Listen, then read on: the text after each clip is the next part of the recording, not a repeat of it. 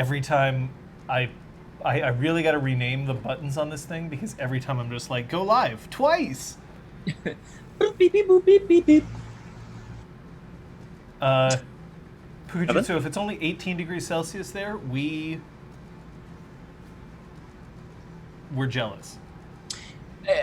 Still, like, the air being still has always been so like evocative for me as a phrase. It's like the air was still, it was hanging heavy with anticipation or whatever. Yeah. But yeah, breezes help. Breezes super help with temperature, assuming you want it to be cooler.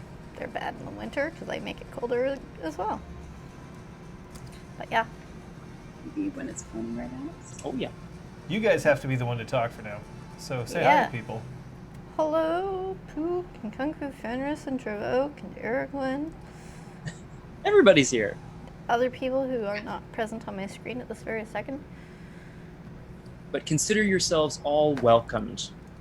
And it's a joyous occasion. It's wonderful to see you all so much. It feels weird. I guess this room is less echoey than the one that we're often in.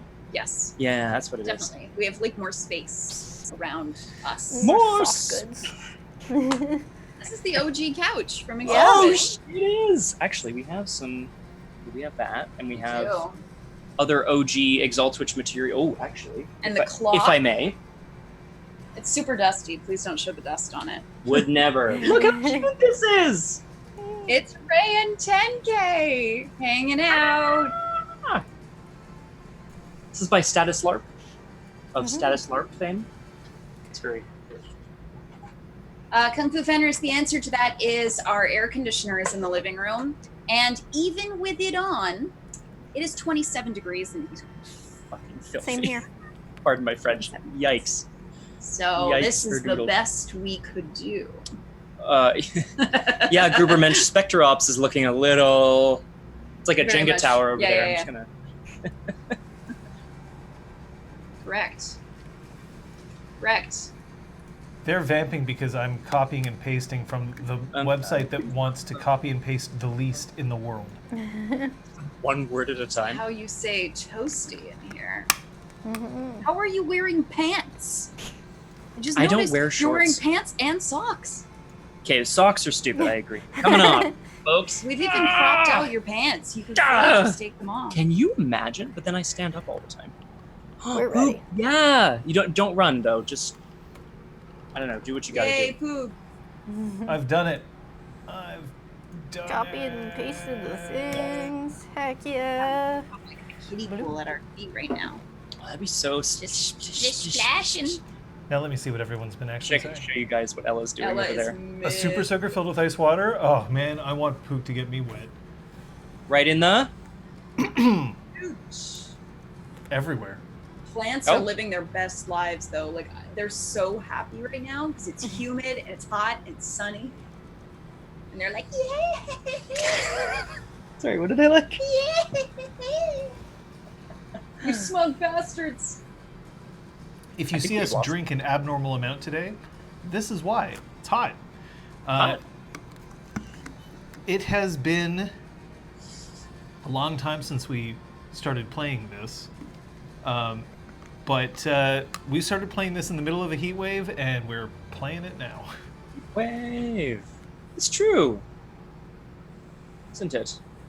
Kung Fu Fenders, we're actually in an air-conditioned environment over here, and I'm doing my best to maintain. Because the devotion to the brand... You need to cut you breath. an air vent in the back. Sorry. What? Giant X-Acto knife. And What just like- happened? I have a weird back. Anyway. No? Oh, okay, okay. alright. She touched his special place. Ah, yes. Mhm. Understood. Now that's the kind of banter I pay to see. All right. Oh, Trey Dog, you That's have a the great official idea, Pook. Brom There we emoji. go. Alright, Pook. Sold. Ah, nice. And projected... Pukajutsu, why are you so smart? I'm not even going to wear a green shirt. I'm just going to paint myself green. Sean, just get a morph suit. What are you doing? Because then you can be less So clothed. green. Oh, I the imagine oh, that I the see. green Oh, okay. paint probably It's like- would be just as like compared to a morph suit. Like that would probably block all my pores. Depends and- whether it's water based, but if it's water based, it'll just run. yeah, it'll so. just start sweating green all over the like dice in the keyboard. I mean, could be worse. You could actually be leaking radioactive. I mean, I do have a green stick around here somewhere. I could just like use all of it. I should be using the green stick today is what I should be doing. I am slightly El Burnto. Pixar, it didn't happen, Pook. I think there are Pixar, it picks. didn't happen. Yes, Yeah. Trevok. Grimace. I thought that according to the Clerks animated series, nothing can kill the Grimace. I thought that was the point. Also, My lore who's is very seen low. the Clerks animated series? Yeah. You? Yeah, sorry, John. You went out on a limb. And that's okay. There's lots of limbs on this tree. It's a tree of beauty. And I feel old. From. Grimace is one of the characters in the Ronald McDonald land of The purple McDonald's. one. The big would've- purple one that's like an upside down triangle. I believe we call it the Eggplant? McDonald universe. But not the Hamburglar. No. Robble, Different Robble. It's the only one I know. Yeah, hamburger is a hamburger, but it's got like striped pants. No, the Hamburglar is a person wearing a black and white striped uniform because they're supposed to be a burglar. I don't see any references in the third But then person. who's the hamburger shaped one? Okay, there's Big Mac. He's the mayor. There's Big Mac. He's the head chief of police, and there's I'm thinking of Big Mac. and then there's Mayor McCheese. Oh my god, then I don't know. One of them was a jail that you could climb inside when I was a kid, so. That was Big Mac. Yeah. Y'all are really knowledgeable about this. I'm impressed. There's also Early Bird. I remember that's that. cute. She was cute. She was on little plastic bibs you could wear when you were really little. Not on this camera. But yeah, the Grimace just didn't have like at one point I think he was supposed to be milkshakes, but like then he turned purple and then I don't know. Purple milkshakes? Well, no, he Oh, like like with blueberry. that's when he no longer made sense. I don't think he was always purple. Hey, somebody watching RPG Clinic. I'm happy to see that. Thank you. Evoke. Clap, clap, clap, clap, clap, clap, clap, clap. The first time that you question your reality as a child was through maybe Ronald McDonald Land is like the testing point for whether you're allowed to exit the Matrix or not. Or whether you're gonna, find the dreaming later or not, right? Can you accept Grimace? Or are you like, doesn't make sense? Reality? Whoa. Dreaming. Dude. Well, I'm fucked up. And it's only 6:12. Yay! Wait. Mm-hmm. If I may quote the seminal Jim Henson film, The Muppets Take Manhattan. Somebody's getting Mauied. Mm. Told my family today. They were confused, I Actually, they weren't. imagine. Oh, they got it, eh, right away? They were Okay, like, cool. "Oh yeah, sure, congratulations." My mom said something funny. I forget what it was. So there you go. Yay! Yay! Dio joins Oh. Gwydion. Look at this little emote! Ah, Yay. so good. Big, you got the buy one. Oh my god, so cute. Oh, it's a technocracy trap. My god. Technocracy or technocracy? I like technocracy. I like technocracy. See, the funny thing is that McDonald's doesn't really use McDonald Land as they once did. Not nearly as much, or at least up here in Canada, it's practically non-existent. Yeah. Well, ever since the sort of like restaurant's visual identity went more towards the classy and away from the like neon and plastic. Did you just call McDonald's classy? The look of the dining rooms has upgraded Yeah, the considerably. McCafe Renos. There we go. That's what I was missing. Yeah, exactly.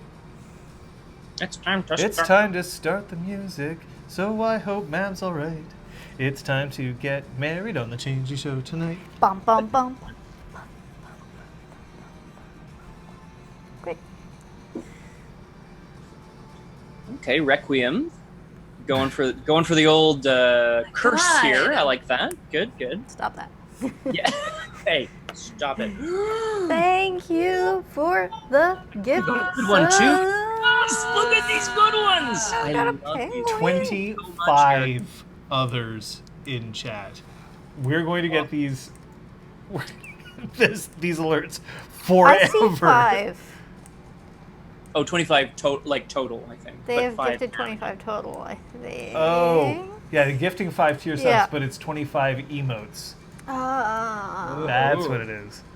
So exciting. This is wonderful. I got pride paint. Our Pride assortment. Month's the best month. Is it all like? Oh, good, it's there. Ooh, fun. Oh, Pookajuicy got pride wave. Sploosh. Yeah, I've got the pony. That's Let's see. appropriate for Pook, actually. Yeah. Rainbow bucket. Yeah, John has the sploosh. Sploosh. Art attack. Art Yeah! attack. Nice. Thank you. Thank you so much. I also will point out at this time that if there's a red wedding, who is the one most likely to send their regards? Kenwin? How Sail sends their regards? I don't know. I guess. The Guru send their regards. Oh, shh. Oh, we're all I- dead. House Baylor sends her regards because she's taking Yes. over territory that could possibly be theirs. Reggie sends his regards. I mean, to be fair, we're all in the same place at the same time, so it's not the worst idea. Neale was like, Vanilla. Well, Ericwin's right. I mean, we do know what that is, or at least I have a good suspicion what she's on about. So, it's possible. What? I'm forced to ask whether anybody is going to be Ergon's favorite today. 3, 2, 1, go. No! hooray! Da, da, da, da, da, da, da, da, da. You heard it here, folks. You I'm heard 1 it here. XP shy. Everybody's hated. Everybody's hated. We are a disappointment. Oh no. As we previously established, Requiem, I am the favorite every day, except for days that I get sent to the corner or days that the angry owl appears. Right. So most sessions. Yeah, I was going to say it's sort of a 70-30. I will remind people that the bingo card is still in effect, but it is the same card with the same markings as last session, which means that at this point, should somebody manage to get the rest of it through, I am totally... My headphone is not in correctly. So that means that I have to do this, which means... Yeah, I know. Pay no attention to the man behind the curtain. Pay attention to him. Because Patricia is the best stripper in town. Well, this is And news. with a swing of her hips, she started to strip to tremendous Oh, this is applause. news. I didn't know She took they off had her to- drawers, and with a lick of her lips, she undid all her clips, threw 'em all in the air, and everybody stared. And as the last piece of clothing fell to the floor, the police were crying out for more on a Saturday night in 1924.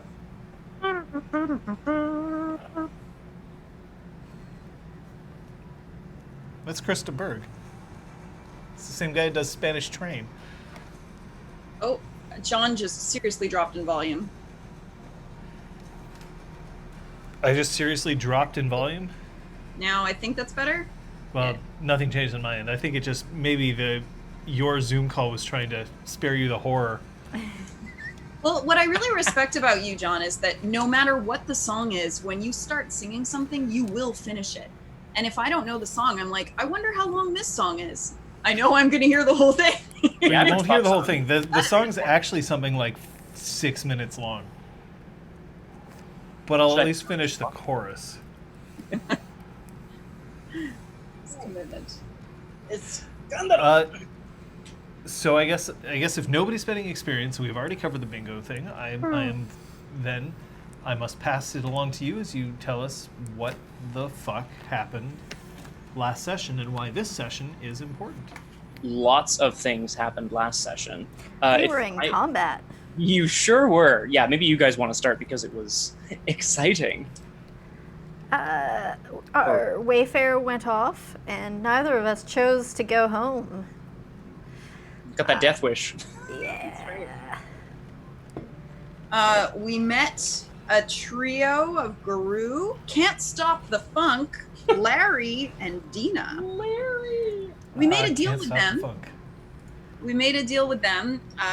They wanted to take down Baron Velen because he is Fomorian. Fomorian. Yeah, Fomorian. agent of the word. Agent of the Worm.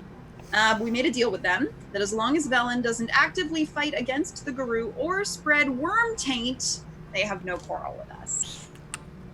So, Deal made. We have Funky's number. he's number, yes. Yeah. And then Kyoko was coding. Yeah, Yeah. Brom once again eventually ended up quote unquote confronting Kyoko about this sleep coding, this subconscious habit that this thing that she's been doing for so long. He essentially almost accused her of maybe being a bit reckless. Like, what is this thing that you're working on? Maybe it's dangerous. Do you really trust yourself? Which I'm not going to say drove a rift between them or anything, but I will say that, there was some tension there. But Kyoko was able to, through her sleep, finish coding this thing. What is it? We asked. She created, programmed, a treasure for Brahm, a shield called Absolute. Super sick, for what it's worth. But also, it has a power whereby it can instantaneously freeze anything or anyone in place. However, the shield and I assume the bearer have to remain in contact with that person. So yeah, it's very powerful, but it comes with a drawback as you do. And then Kyoko told Brahm that she had begun work on this many years ago with Kay. And so kind of through her dreams and through her sleep, she was able to reach Kay. And the three of them are kind of together again in a strange way. And then it's the Friday of the bachelor party and bachelorette party. That's right. Yeah. Brahm took Zeron and the Braid up north of Montreal, where it's a bit more rural, a bit more mountainous, out into the forest for a little camping trip. Camping. He found some treasure in the lake. They were splashing. It was kind of homoerotic. It was wonderful. Kind of. Very. Yeah, Yeah. It's true, John. I had so much fun last week. Dans And le then- bouclier canadien. Excuse me. Is that a cookie? Okay. And The then Canadian Shield. right. The geological formation. Not Brahm's new shield. Absolute. Just call it AKA the the threesome Canadian shield. Oh, okay. Meanwhile, Sophia was whisked off to the Ritz for brunch and spa, and up to the Mount Royal, the chalet that overlooks downtown. And then, Despite her best efforts to get inebriated, Patches thwarted her efforts. no, she got super drunk. She got as drunk as she could. She was brought to a speakeasy and then picked up in a party bus, and then she was re-sobered so that she could have an evening of, not vomiting on her husband-to-be. I think it would have been funny. Would it? Oh, Zara, I love you so much. Oh, God. Look, she would can't have do that. sent you off with a couple of bottles of champagne if you wanted to get drunk again. Like, She just wanted to make sure you were. She can only ever be sick in private. I know. What if there's two she together? No. No? Okay. What if there's two she together? Sorry. Heisenberg, uncertainty principle. And then Brahm led Zeron on a merry jest. He led him on a treasure hunt. This treasure hunt led to a cabin in the woods, a beautiful place full of magic and rainbows and the Aurora Borealis, where they were reunited with the bachelorette party. The yeah. superintendent? Like one Superintendent another. Chalmers? Superintendent Chalmers. Yeah, super. Where Sophia had been brought to be reunited with Zeron in their own wonderful little romantic getaway, which I heard slightly before we started streaming today that apparently wasn't that impressive. But that's okay. It was Whatever super works. impressive. That's not what I meant. I know, I'm sorry. I'm throwing you under the bus for that reason. I'll do it. Just kill me. Is it air conditioned? Yeet.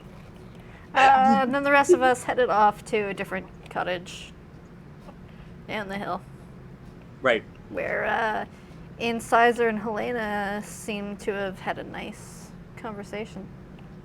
Incisor was falling hard, apparently. Well, I hope Helena falls back. I hope they catch each other. Yeah, seriously. We don't need two people falling over. In each other's jaws? I think it would probably be into Incisor's jaws. Like, I know that's a stereotype, but, you know. All right, well, I'm forced, unfortunately, at this point, to divert for a minute or two, just so that I can have Chad meet the guru Ugh. as Pukajutsu All right. threw in there. So We will watch. we're hunting taint. Oh, right. So you mean like the gooch? You don't have to hunt the gooch, man. The gooch is right here. I even managed to mark the spot, you know? Like, totally got this piercing. Except my girlfriend, she's not really sure she's into it right now. Because, like, she kind of worries about that moment where, like, my gooch piercing smashes into her piercing and, like, it creates that resonant clunk sound. And it's like, I sort of thought it kind of felt good, but she was sort of like, it's a little too sensitive down there right now. And bro, you know me, like I'm all about making sure that everybody's not sensitive enough. So I had to like undo the piercing, except it kind of hurt in the middle of it. So I sort of left it in, and I'm gonna have to get it removed surgically. Except, Thank So you, I'm going to give it a Guru. 9.5 out of 10. The only thing that I take issue with, John, there is no way that He Chad would has a live that girlfriend. long. Whoa. I'm just kidding. Chad sends his regards. You know, I guess they had to No, build up take the my rage and then go Oh. through the transformation. You know, that's why he took that long. They took that long to stop him. no, Just he's stop. gonna crystallize into an appearance 7 she. Ew. Then he will be killed. First, Dave. Towns ain't big enough for the both of us, There's, apparently. there's too many hot she running around. Sure. Actually, yeah, isn't Neela also... Yeah. It was hot. I feel like we met someone Either else really same hot. person. Damn, that's a lot of people. Yeah. Oh, the person we met in the old port was super hot And, too. Velen as well, yeah. Velen is 7. For sure. That's what I'm thinking. Yeah. Yeah. Wow. The overall level of hotness has been slowly increasing as every NPC runs out of places to spend their experience. So they just jam it in hotness. I don't see why not, really. All right. Is that it? Are we ready? We're almost ready. We, of course, here on Changeling the Streaming, take our safety and your safety very seriously. Safety first. So we have these cards as a safety tool. You, the chat, do not have cards, but you do have your own tools. And I'll get back to those in a quick second. These cards are for our safety and for the fun of the game. What do they mean? A green card. A green card means, despite any outward appearances, the player is enthusiastically consenting to what's happening and wishes to continue. A yellow card means, hey, let's slow down a little bit. I'm approaching my limit. I'm good for now, but just so you know, we're getting there. So caution. And a red card is stop. We don't need to justify it. We can use it for any reason and it doesn't have to be justified. It brings an immediate end to whatever action or scene is happening, and then perhaps we check in, or perhaps we take a little break. Who knows? As I said before, of course, y'alls in the chat don't have these cards, but you have options to keep yourselves safe as well. Feel free to, feel free to moderate our resident Diclave wielding tool, Aragwen. If you need to let us know something, she can pass that on anonymously or no. You can message John as well, although Kate may be able to see his screen at the moment, just so that you know that. And of course, you can always leave the stream. We don't want you to, because we love having you all here, but it's more important to keep yourselves safe than it is to enjoy this fabulous stream. Thank you. Did I do it? We did it? Okay. You did it. Right. Huge.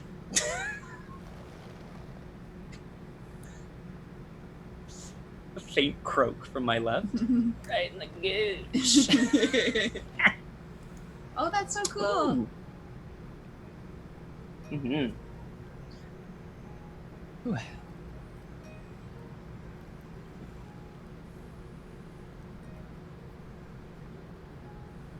Cooperative games are something that I have learned to adore. Over the past, I don't know, 6 years especially, there's been this real emphasis in creating an experience that you share with your friends around the table. You win together or you lose together. You succeed or you fail, but no matter what, you have acted as a group, as a unit. Except that sometimes these games still contain hidden information that you're not allowed to reveal to your fellow players, or that you may have told them at one point, but they've forgotten. And there's that moment sometimes where you're sitting at a table and you recognize that your group is going to win. You hold what's required in your hand. And for that moment, you know, just ahead of the rest of your friends, that you've all managed to win. That you'll all be victorious. And you get that moment privately to yourself. And to me, the best part of that moment is knowing that soon I get to be the one to bring joy to everyone else at the table.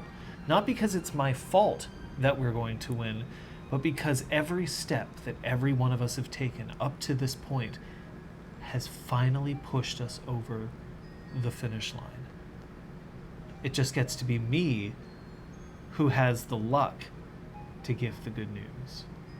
And I think that's one of the best feelings when I'm playing one of these games, is either being the one to give this news or being the one to receive it. And it's in that magic moment that everyone gets to come together and finally recognize that as a group, they're capable of anything.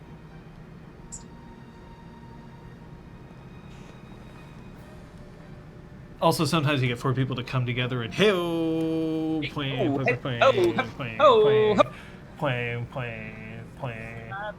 Yeah. Yeah. Transferred from Scott. Yes. Yay! Yes. Oh. It is June 2nd, 12:01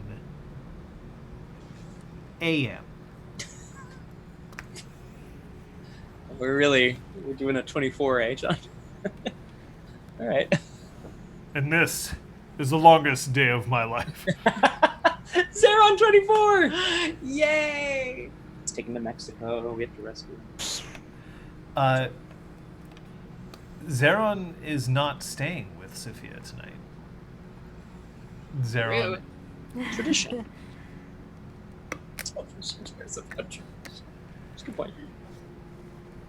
Beep, beep, beep, beep. Zeron is in fact staying elsewhere in order to allow the married couple to begin their preparations separately and then arrive together at the Spark. So may I ask, Sophia, where you are at 12:01 a.m., June 2nd.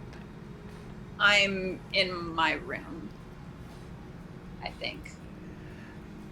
Mab is currently seated on your bed right where Zeron would normally lie. And she has 4 hats on the pillow. And she is lifting one and looking at it and then just kind of going, putting it back down and going on to the next one. And none of them seem to be pleasing her at all. So maybe I'm trying to sleep, but every so often there's this little like smack of her tail, because every time she's angry with how one looks, she smacks her tail out in frustration, and it whacks me in the face. I'm like, darling, do you do this now? You wake up, and as you say this, you realize that there's at least 3 more hats which are currently lying on top of your body that she has already tossed away and discarded. The one with the pink ribbon is clearly the best. Why are you doing this?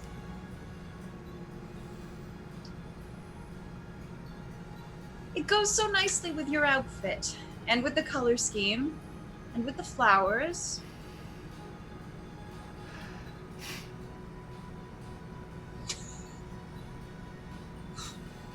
And then she crawls up to the pink hat and she lifts it with both hands and places it on her head. And she just... and then stares into the little black mirror of the alarm clock next to it and just sort of tilts her head back and forth. And I reach into my my nightstand and I take out a little box that's been gift wrapped, and I put it in front of her. Try it with this.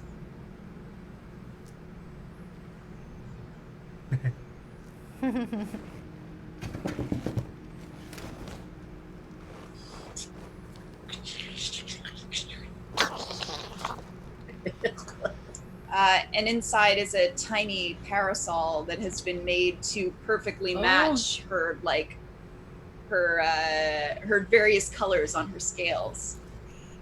And it sparkles in the sun.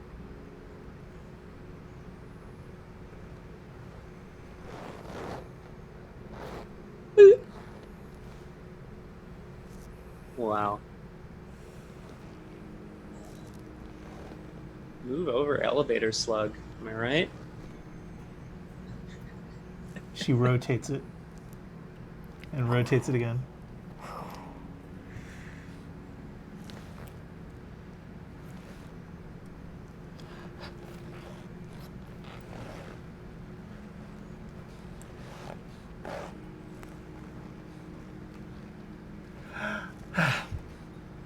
And then she just conks out to sleep right next to you on the bed, not in her own bed. I'm gonna carefully put her hats off to the side so they don't get crushed, and curl up next to her. I'll be the big spoon. Be difficult the other way around, I think. And yet we've tried it. I know. Patches, where are you at 12:01 a.m.?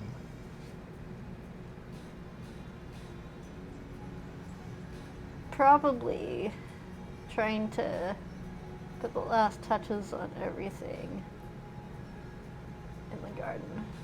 So, like, the bride is above you. Yeah. Quietly. Do you have any help? I don't. No, it's too late. Cog's too young to be up this late. It's a school night. Exactly. So no Cog. Just Patches. Probably, chain smoking, looking, trying to figure out what isn't finished. But it's probably actually all finished. Brahm? I am in the midst of not a nightly ritual, but certainly at least a weekly ritual. I've tried to sneak out of the bedroom to head to the fridge, where I'm making myself a ham and cheese midnight sandwich. The cheese is provolone, and the ham is ham. So as you sneak into the kitchen, and grab yourself your provolone and it's not even like mortadella or anything. It's just like straight up ham. Just chunks. No, Is it's it like you know, prosciutto or?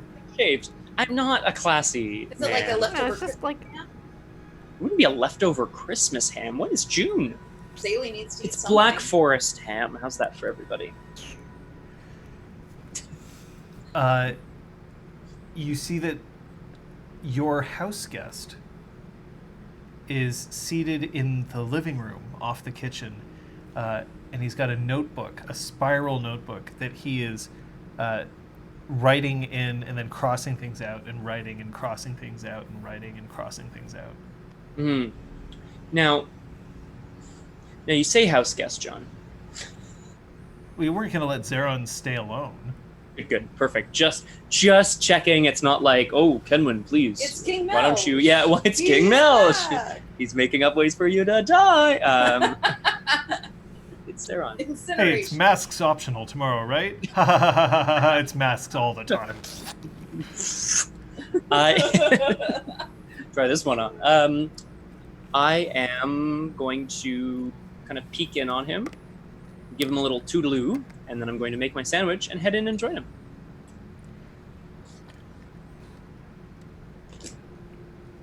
Surely you must be happy by now. Still ham and provolone. After all these years. I am a creature of habit, my friend. I still remember driving around everywhere we could to find a 24-hour store, so that when we were staying in that beaten-down motel in Kentucky, you could still have provolone, ham. In hindsight, there have been times in my life when I should have taken more risks. Kentucky is, of course, known for other cuts of meat. I should have tried something different, but... Such as Kentucky ham?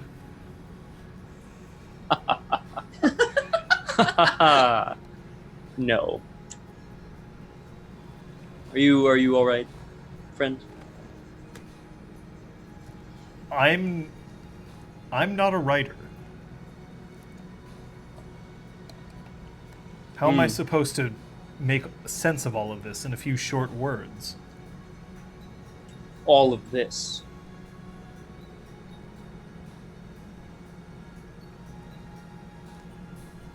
I know beyond the shadow of a doubt that I am going to step out onto that lawn. Every word will leave my head, and then she will appear, and then not only will every word leave my head, but everyone else's head. And we'll all be standing in stupefaction at each other, and it will be on me to tell people exactly how and why this is occurring, and I will open my mouth and I will say something along the lines of, I have a sword. I'm Zeron. Strange. That sounds like something I would say. Yes, and who taught me everything I know? And yet It's you have, Ron's fault. you have surpassed me, my friend, in many ways. Surpassed how? Well, for one thing, you don't have the better wife. And Kyoko comes in and she has just a bowl that has fried rice, leftover fried rice in it. Oh, nice. And she starts picking out the little bits of vegetable because she wants to eat the little bits of vegetable first before the rest of the rice. My lady. Wow, that's awesome. Well, the picture you paint, Sir Zeron, is indeed a challenge, an obstacle to be overcome. How on earth do we keep our cool when faced with such difficulties? Air conditioning. Mm-hmm. It's out of doors, so that we'll have to arrange that specially. But have you tried writing down what you want to say? And I gesture to the paper that he's probably writing on. Yes, I thought that might be the first thing I would try. And how has that been going? I have a few words written down properly. I love you is written down.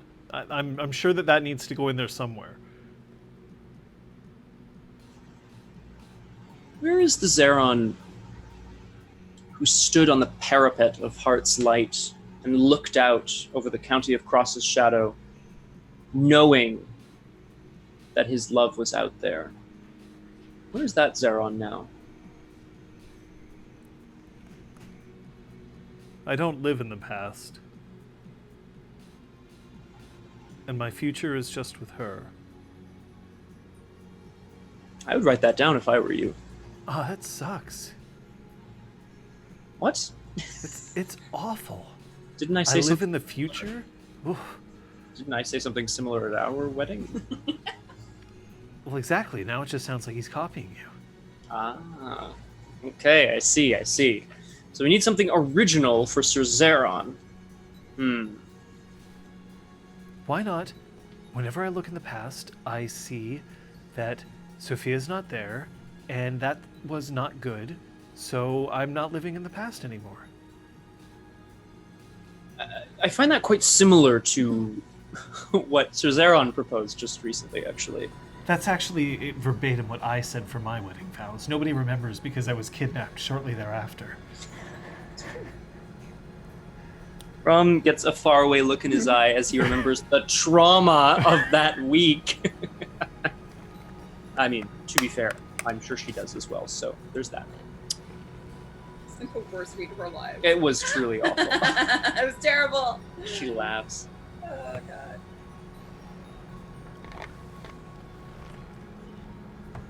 I'm sure I'll get it. I know. Beauty or no, Sir Zeron, you have always been able to do what needs to be done. There was never in a that time moment- he wasn't beautiful. I'm going to point that out right now, Brom. He has always been beautiful.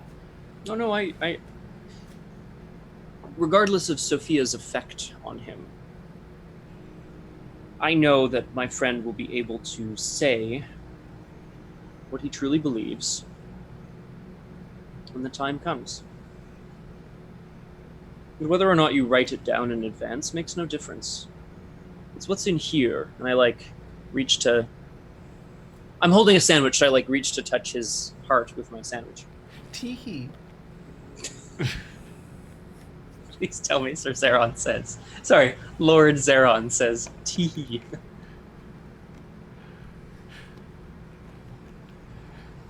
And then he picks up a pillow and he playfully tosses it a little bit in your direction. I take it back because it's my sandwich, and I... I'm sorry. Are you fucking with my sandwich? Shing! Time to unmake something. Oh my god! He really loves that ham.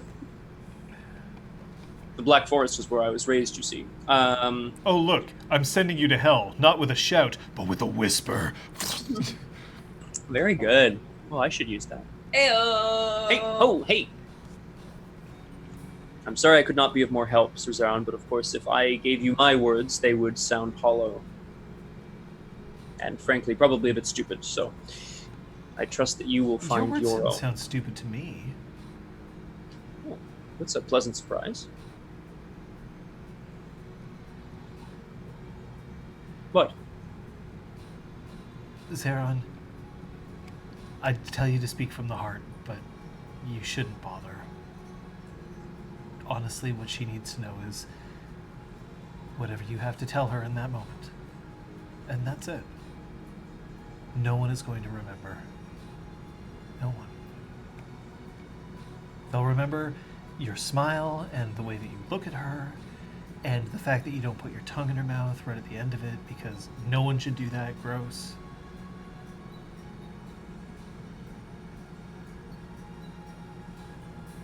It's unconventional advice, but I do agree with Lady Kyoko. Prom, do you think that it's at all appropriate when you're getting married to somebody and you're in front of all of your friends and family to start jamming your tongue and searching for tonsils and whether or not they've been removed? No, but it's what did you do? no, but it's unconventional advice, is what I mean. You would not conventionally tell someone that because they would know, I think. But You'll it is be fine. good advice. Come on. Let's leave him to his scratching. Indeed. And then she sets down her bowl, of which she has now thoroughly cleansed all of the fried rice of the various scallions and carrots. And then picks it back up again and wraps it up to put it back in the fridge. I made you some of your favorite rice. And she puts it back in the fridge. Mmm. Grains. I too like carbohydrates. I leave Zeron to his scratching. But I do definitely look back and I just remind him, try to get some rest, if you can. I'll do my best. Ow! She was just representing your chimerical horns. Yeah.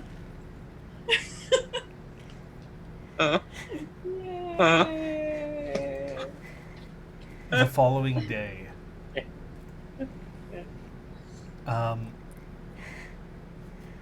May I have the contents of your wedding parties, please? Oh shit. Yeah. Well, we've got Patches is the maid of honor. Mab is both the band and the flower girl. She insisted. So I've just said okay and let her do that. Kyoko is a bridesmaid, as is Ware if she accepts.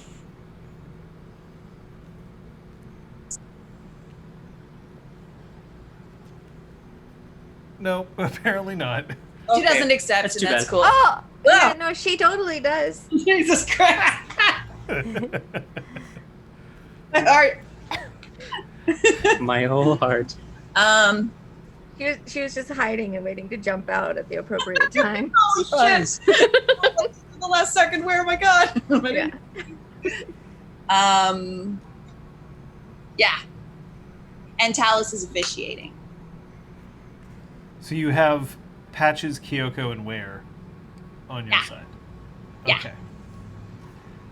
Zeron has Braum, Mhm. Aiden, What? and Gus. Oh my god! Zeron! gosh. Oh my gosh. Really though? We can't trust Lord McAllister up there anymore. I know what that's about. It looks like you're not ready to get married yet. Get all the way. I got... Hey, Sophia, get over here. Are you challenging Sir Zeron's honor? Oh, shit. Flat. Pulling Oh double my- duty here. No, that's who he's invited. Very specifically. It took Aiden a little bit of time to convince him that he needed to wear the same suit as everyone else, because he insists that he should be allowed to wear whatever he wants, but the compromise is reached that he gets to wear, and he has a beanie that is just like, it isn't even quite red yet. It's mostly pink. Red cap. Okay. Is he like dyeing it in stages? Like, why is it not quite red yet? Do you wish to go into the intricacies of how a red cap's cap gets red? No. Sorry, no. I'm good, thank you. I see my time, Your Honor. I did in fact forget. But it does make a lot of sense. So there we are. It's okay, Dad. Ware's just been taking me to see some drifters. Yikes, drifters! Oh my god! Don't worry about it. You signed away your children to me. It's fine. Oh, all right. I suppose I should have read the fine. You know what it is? It's right here. Murder and all other capital offenses shall be allowed in the pursuit of Changeling You know, in development. certain philosophies of criminology, a crime is not a crime unless you get caught. I am no philosopher, but I would dispute that to the very core of my being. And I would challenge anyone who believes that to fight me. Well, there's many crimes that have been committed that you have no idea about, and so you don't care about them. It is true. But if I were to discover them, ... You would speak out punctuation. Yes, exactly. Aiden I taught me see. this. I believe it is something that is cool again. Yes. So Gus seems to have missed a memo, and he is more concerned with making sure that you, Brom, are looking presentable for the wedding. Oh, So he's doing things like occasionally he is like, "Father, just could you sit down for a second?" Of course, is everything all right? And then he gets up on a chair and starts adjusting your tunic to make sure that it's like perfectly centered. And are you wearing a tie or anything like that? What are you wearing? Am I wearing a tie to a wedding?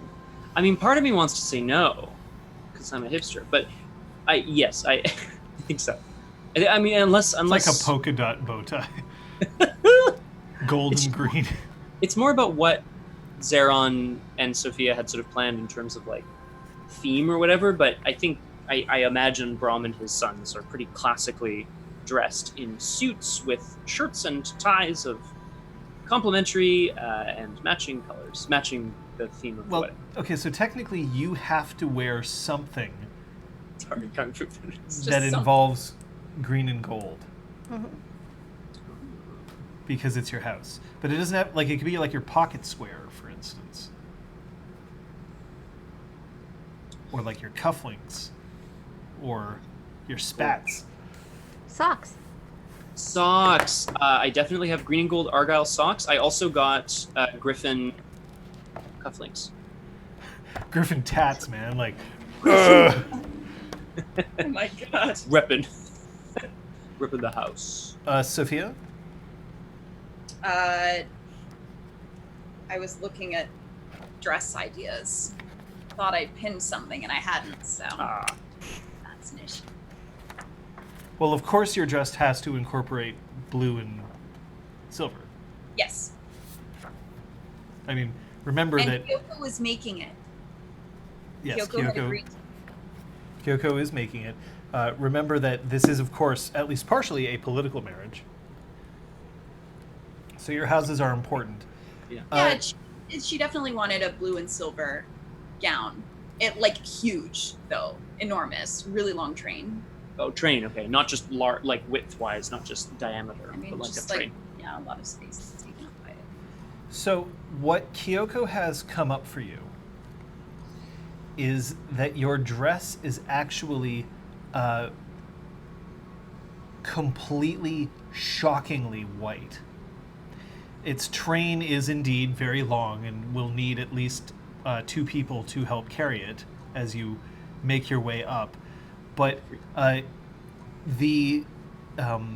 is a sweetheart cut, and a veil that the instant that you lift the veil, the rest of the dress falls away, and then sheafs of blue just start pouring down not only the front of your dress but also the train, and then leaving a silver wake behind it. Yes. So that Exactly that. Wow! It's Wow! Wow! Wow! Wow! enormous. Wow! Wow! Wow! Wow! sure, you know what? Sure, like that.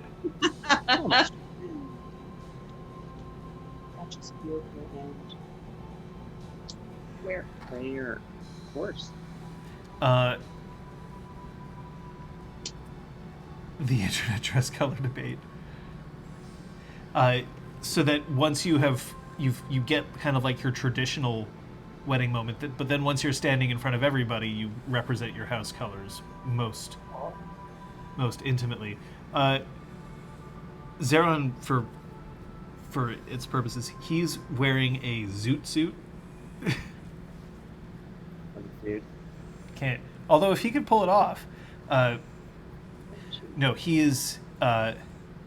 He's wearing a suit, but he has a red and silver sash Oh, lovely. draped across his chest, and he is, in fact, because it would demand it, as he is still, he still has his braid right around his wrist. That is there, and he does have brushstroke Right. close to him, The inevitable duel that will follow. except he's not allowed to draw it. She has to fight for him if something comes up, but he does still have to carry the weapon. So Right. that's there. I'm gonna let Sophia discuss with her maid of honor for a second, and I will be right back. Patches would have been okay to wear. Kind of whatever. So You have to have I will have red and gold, but I want to know what the plan is. Secret Dougal colors. Sophia has absolutely no preferences for what Patches wears. She hates it when the wedding party dresses the same. Good to know. Oh, because Silver everyone and needs silver. Exactly. Everyone needs to look their best, so she looks even better. Essentially, it's what it is. What a bitch!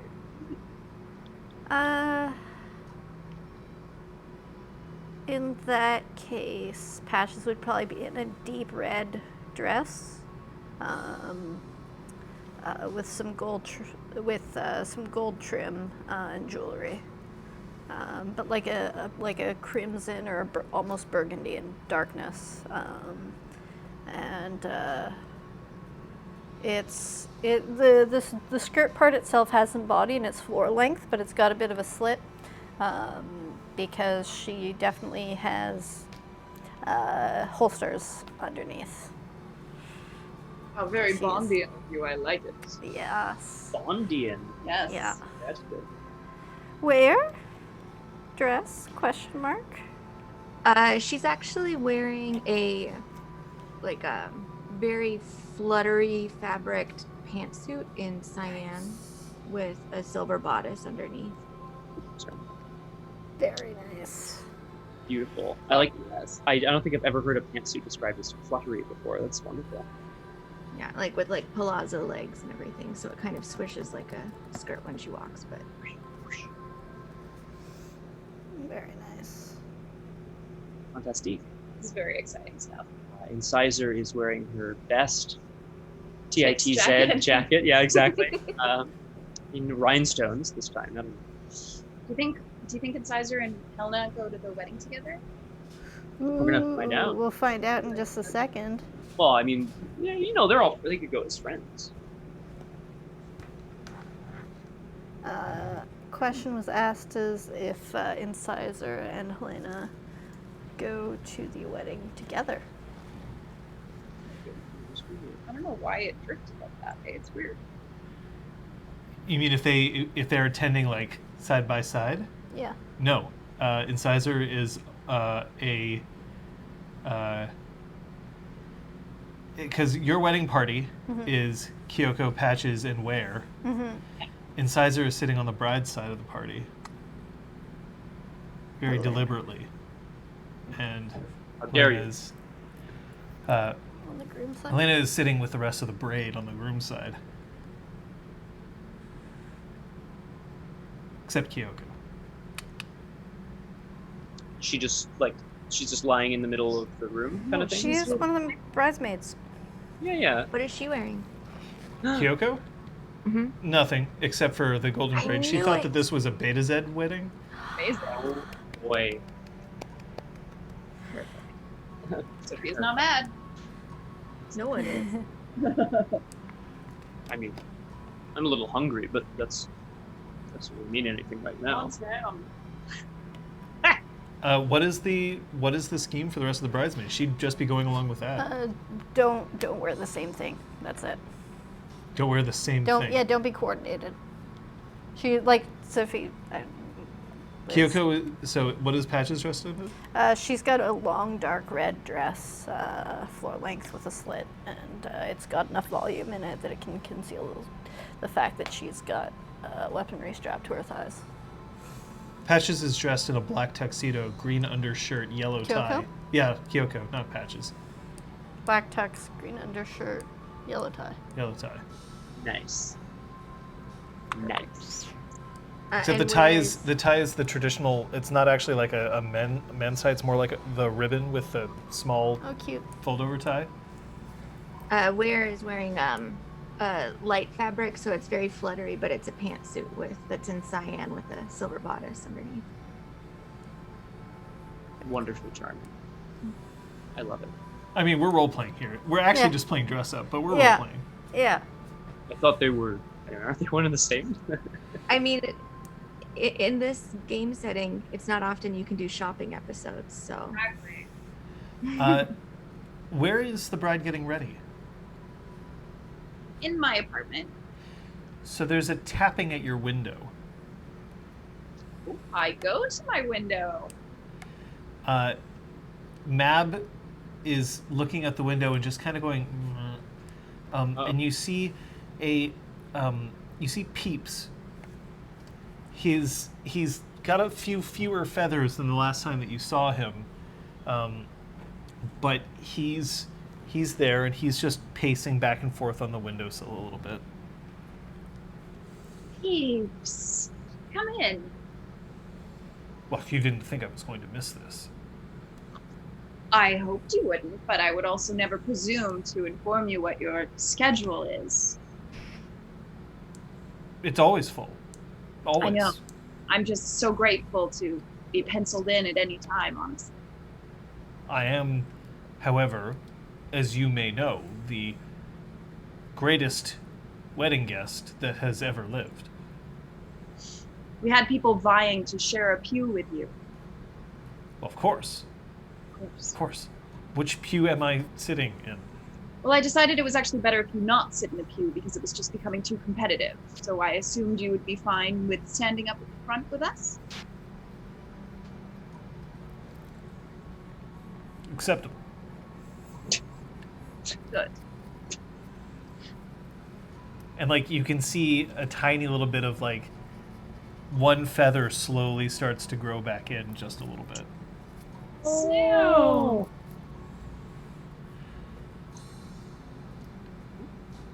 I assume that you're getting married for the right reasons. yes, I am.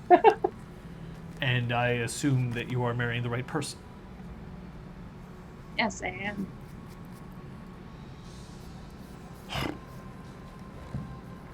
Very well. I am going to inspect below to make sure that everything is all right. After all, it would have to be perfect. Do let me know what you find out. Of course. And he just hops backwards whoop, and disappears out of sight. Could you turn up the speaker slightly? He just craters into the ground.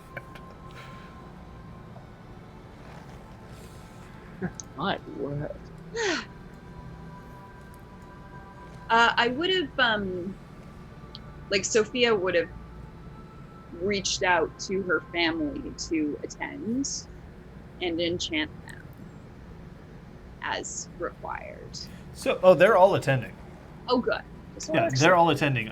Zeron's family is not. Mm-hmm. None of them did in the end? No, Okay. no, none of them did. Even after my incredibly generous offer of like keeping having a whole sitcom on the side of like trying to keep them apart. Whoa! Whoa! Just wearing a catering uniform, rushing out indoors. No, none of them do. But at one point, then, as this continues, McAllister pulls Brom aside.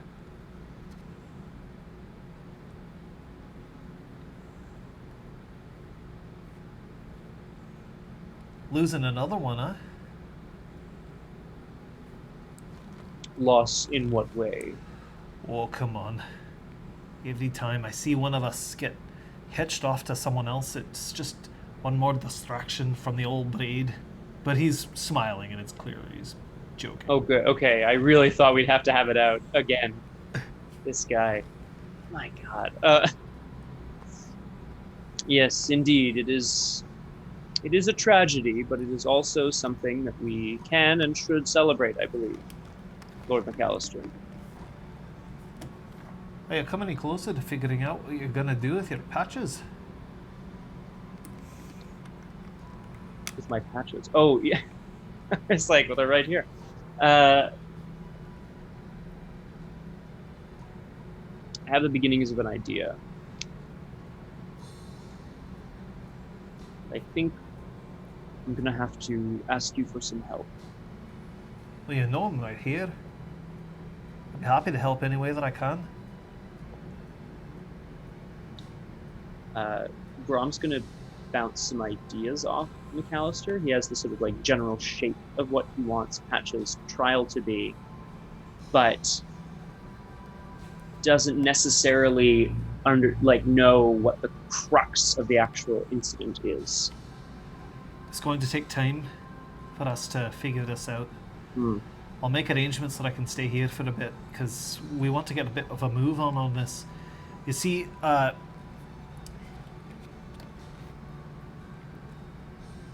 might have expanded the guest list slightly. To this event or to the braid? Yeah, to this event. We couldn't really make it public to know, but just as Lenore wanted to be there for your nuptials, Seven and Lenore will be here, except Lenore's not going to be looking like Lenore, if you know what I mean. I think I know exactly what you mean. She didn't.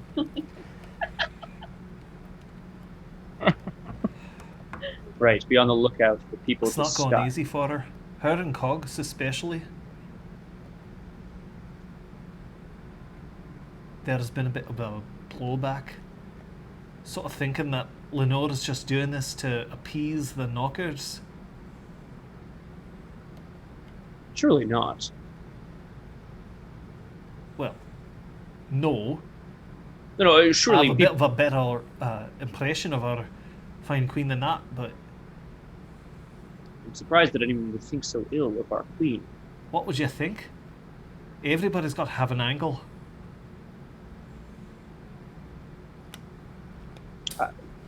I suppose I would think that two people found each other in very unlikely circumstances.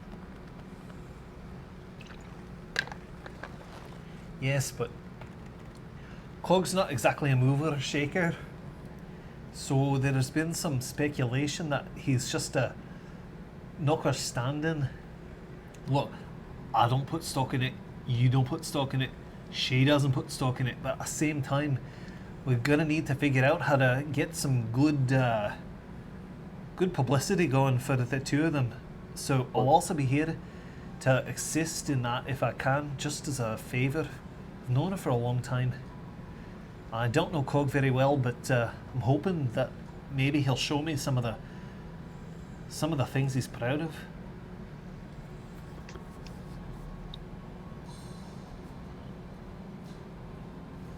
But as long as I'm here, if we can get something going on with Patches, we desperately need someone like her among us.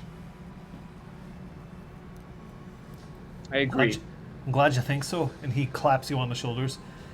Your sons are looking pretty shipshape, huh? That Gus? I am very proud of both of my boys.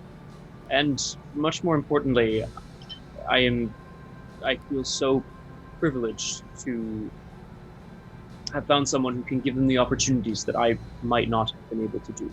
Do you know that Gus made me a present? Seems to be in the habit of this. What sort of present? I made all of the members of the Golden Beret a present. Look, I'll show you. And he shows his own sword in its scabbard. And then as he pulls it, it makes that metal like shing sound, which is not how swords sound when they get pulled from scabbards. Right. Oh, that's cute. That's a bit of metal that goes in there just so that it makes noise. It's pretty inventive. I didn't take him for, well, the crafty sort. It makes us all sound cool. I go to check mine, just like subtly. I'm just like, oh, really? Tell me more. And then yours makes that Woo! noise as Whisper comes out.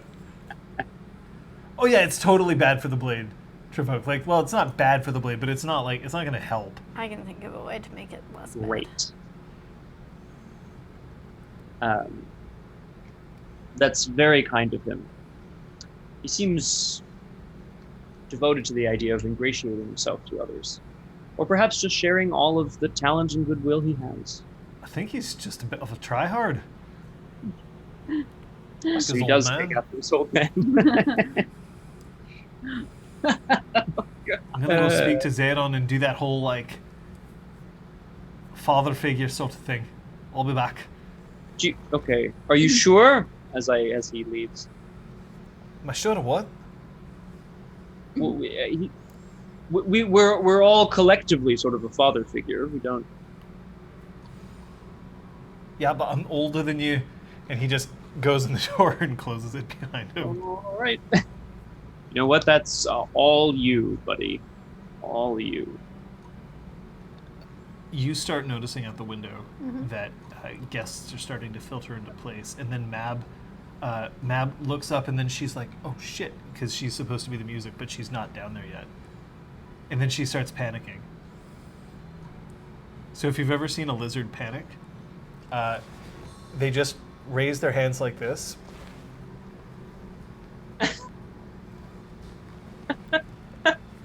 That's so charming. I mean, I'd be filtering guests out into the garden underneath the sun sails that I've put out, so that they have space and they aren't all crammed in the exhaust. Zister is standing at the door to the gardens, and he's welcoming people. Now, the thing is, normally if you welcome somebody, you're supposed to, like, smile, maybe shake their hands or bow. And he's just going like, "Chin there. Up. Yes." And, like, you notice that there's several political dignitaries who are filing in. So I would like to come up to Zister and, like, lightly touch his elbow. I know that touch. I think you should grab a beverage. You're shooing me away from my own freehold? I'm encouraging you to relax and enjoy this party. You don't have to work this party. You've given up your freehold already. You've allowed the use of your freehold already for the day. I have a reputation to maintain. You can glower from the bar. I like this plan too. And he goes behind the bar, and then Claude from the kitchen you just hear a "Don't you dare!" He's not allowed to tell me what to do. I'm the boss. And Zister pours himself a triple of Fireball. Welcome. Guests are gathering outside in the garden. There's plenty of shade to be had. You notice the entourage surrounding Neela as she comes in, and she rushes forward and she reaches out and she grabs your hands. "I am so glad to see you. And I you. And this, Zister Flex, it is my absolute honor." "Sure. Of course. Yes. Just please stay a while. And listen."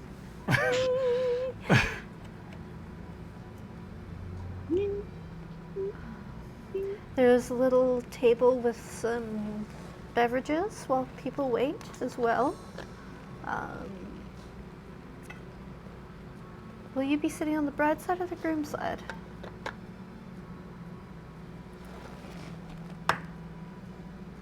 I suppose the groom side. Perfect. There's plenty of room on both. Is she getting that far away look? Is that what's happening there? Yeah, a little bit. Yeah. Hello. Stay a while and listen. The butcher is known to bring doom and... I will continue to greet guests. Patches has received the job of like usher. Well, she took it from Sister. Yeah. For now, at least. Sophia, it's getting close to time. If you glance out the window, you can see that Zeron has now made his way up towards the altar. Talus is looking resplendent in his kilt and absolutely nothing worn above the waist. Wow. Yes. It is. Oh, man. It is. He has brushed. He has coiffed. But he is standing there and he's holding this tiny black book.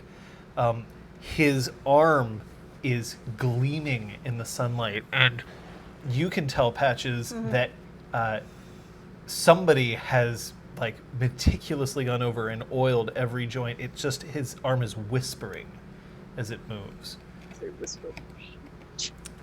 Yeah, actually in Patch's current outfit, you can see her shoulder, like her shoulders are bare and the slit is on the side with her artificial knee.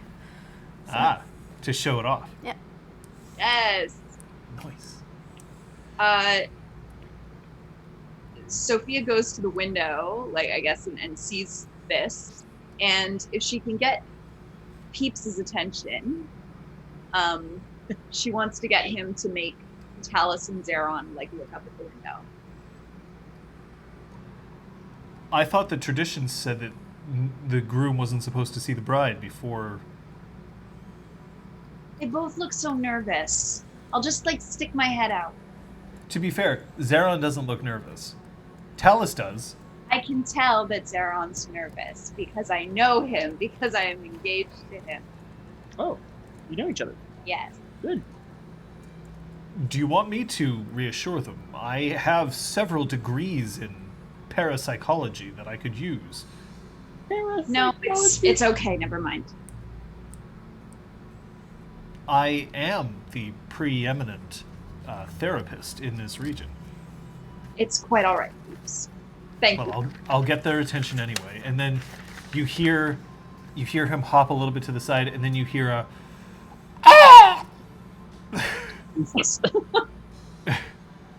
And everybody looks up.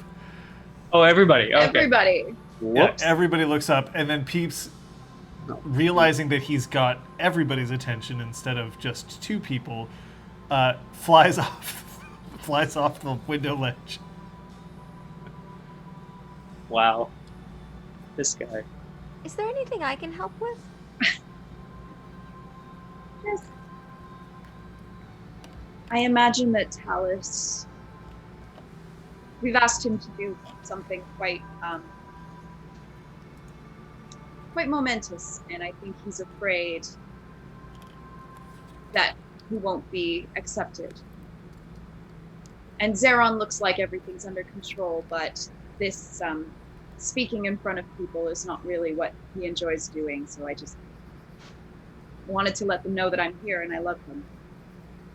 Ah, I can definitely pass on that message. And she sets down her third glass of champagne and sets off. Thank you. Oh, this wedding's getting off to a good start. Patches, Like we were opening those yet. a man wearing dragon skin gloves and a like perfectly tailored suit, double-breasted, big gold buttons, walks in. Jag, surprised to see you around these parts. Welcome, welcome. Well, if it isn't my favorite architect, you think that I would miss this for the world? perhaps. We didn't manage to make it to Brahm and Kyoko's wedding. Well, you see, our friends Brahm and Kyoko are lovely, and they are a lovely couple. And I do not mean in any way, shape, or form to imply that they're not, but... Well, now, Sophia's part of a very select group. Part of a little secret club that a bunch of us are aware of, and I thought that maybe it would be good if we paid our respects.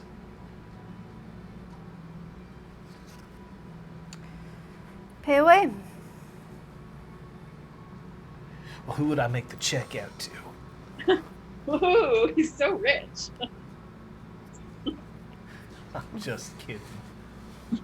You ready to come back to work soon?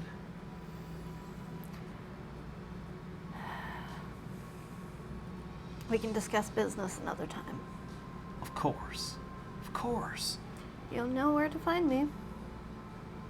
Well, now, I absolutely do. Although I have noticed that you've got yourself a pretty little ride now going along around here. Yep, Now, that's just a sometimes car, isn't it? absolutely. But isn't it wonderful just sitting in that garage? Glinting under the lights, Do right? you want it? You know that's not the kind of thing I like. And he heads on inside.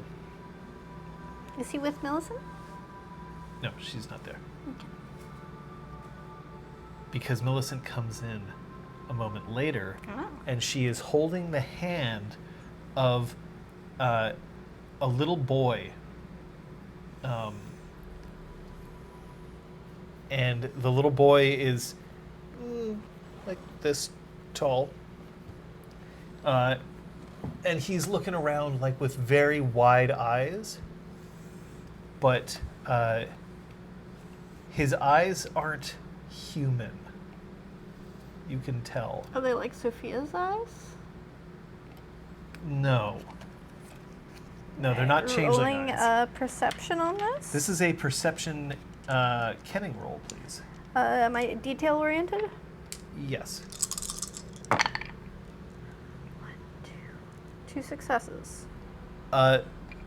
Those eyes are very similar to little one's eyes. Ooh. Why is he doing this to Millicent? Mad. She's afraid of dragons. Why is he constantly surrounding her with dragons? Rude. Want to boy, but it's little one. Ooh, I like that. Millicent, it's wonderful to see you again. Hello. And I see you've brought a guest. Oh, yes. He's here for the wedding. Hello, here for the wedding. Well, And I I'm wink at him. He looks up and he just goes, I'm afraid he doesn't really talk yet. That's okay. He's a little different. That's perfectly fine. Does he have a name, though?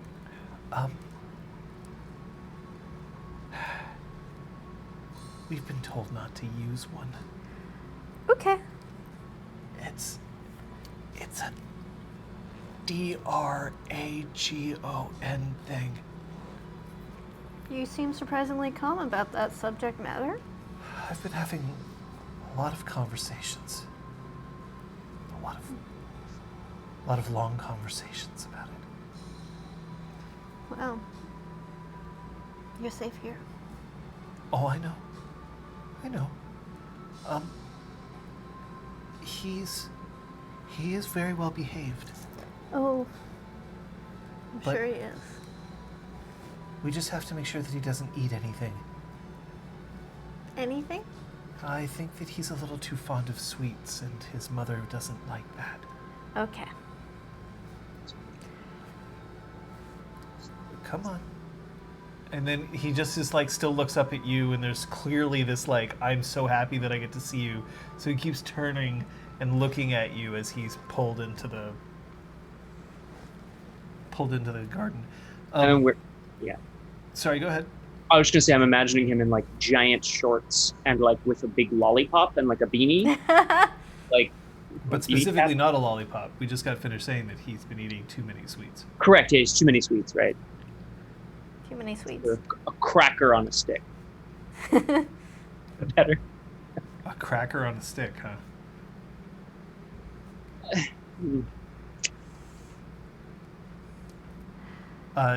Sophia, the door. There's a knock on the door after everybody, except Kyoko. Kyoko's still there. Kyoko is still like adjusting and pinning and pulling and tying and strapping and. Strapping. I go to answer the door. It's your father. I give him a hug. You hug him, and he still has on the coat, but it's over nice clothes. Well, I take one of the purple flowers from my bouquet and tuck it into the buttonhole. Boutonniere, as it were. Yes.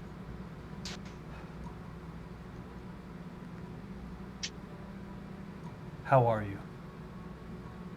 Wonderful. Wonderful seems to be a good way to be. Thank you for being here. You think I'd miss this?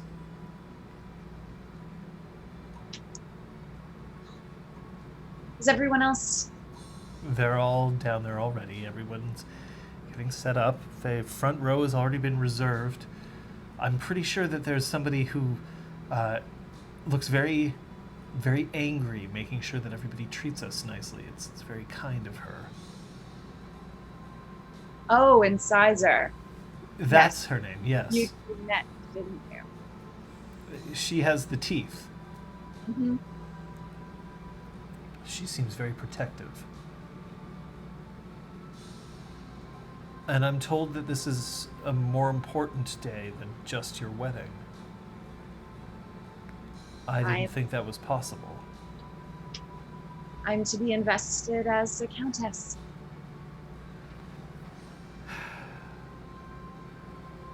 I didn't realize that I had royalty in my family. It's technically not royalty, by the way. But... Whoa. Sorry about that, folks. Well, that made a noise. Oh, was that... Did you ask something, Christopher?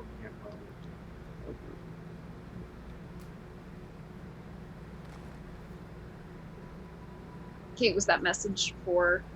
It's when you're not in the middle of a scene. Gotcha.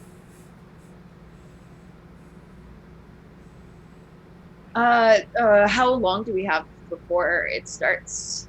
It's like 15 minutes. Well, is there anything you need before we get started? Everyone else is drinking. If you want something, I can ask Claude. I just want to make sure that you know that I'm proud of you. I know. You told me every day. I just wish that I knew more about the adventures that you're getting into, but I don't think I can understand them in the same way.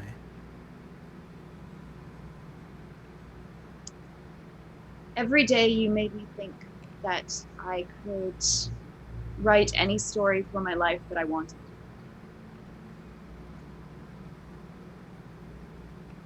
Of course You can. helped me see that they're not just stories, they're not just dreams. It's interwoven into everything that we are. And thank you for that. Of course. I mean, what else could we do? You could have been like everybody else. You're never going to be like anybody else. You're my daughter.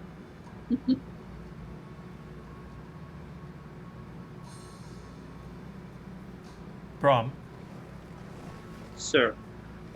Brom, Granville is standing there, and you see that Granville has next to him a this young satyr who is standing next to this very, very calm and very composed looking boggin.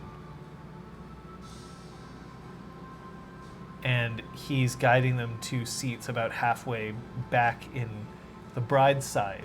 But then he leaves them there, and then he comes up and he approaches Brahm. Your Grace. Well, it's almost time. It's time for a lot of things to change. Not least for me, but also for everyone else. It has been a period of great change these last few years, has it not?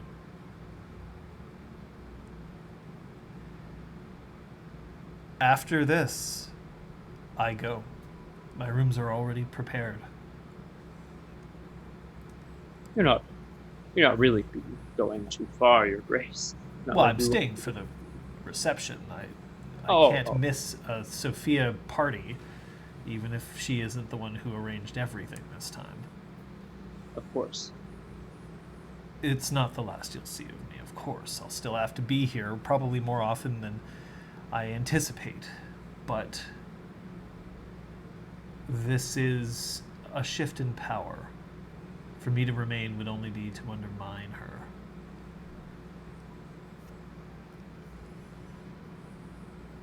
I wanted to tell you that I'm pleased that you've returned to us.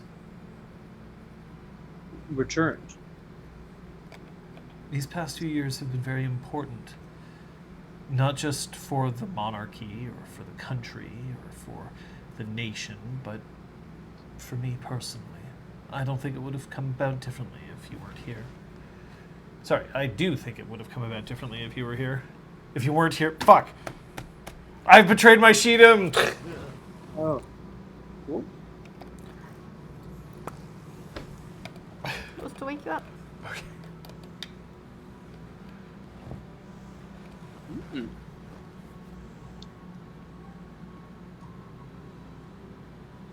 Well,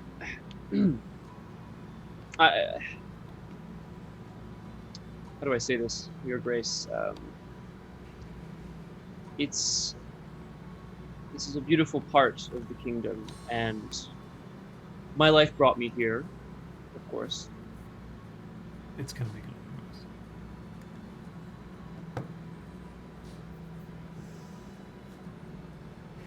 I'm not I- sure.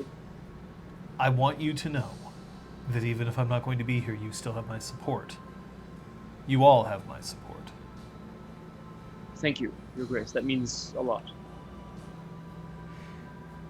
And then you hear Mab start playing the "Everybody Get Your Asses into Seats" music.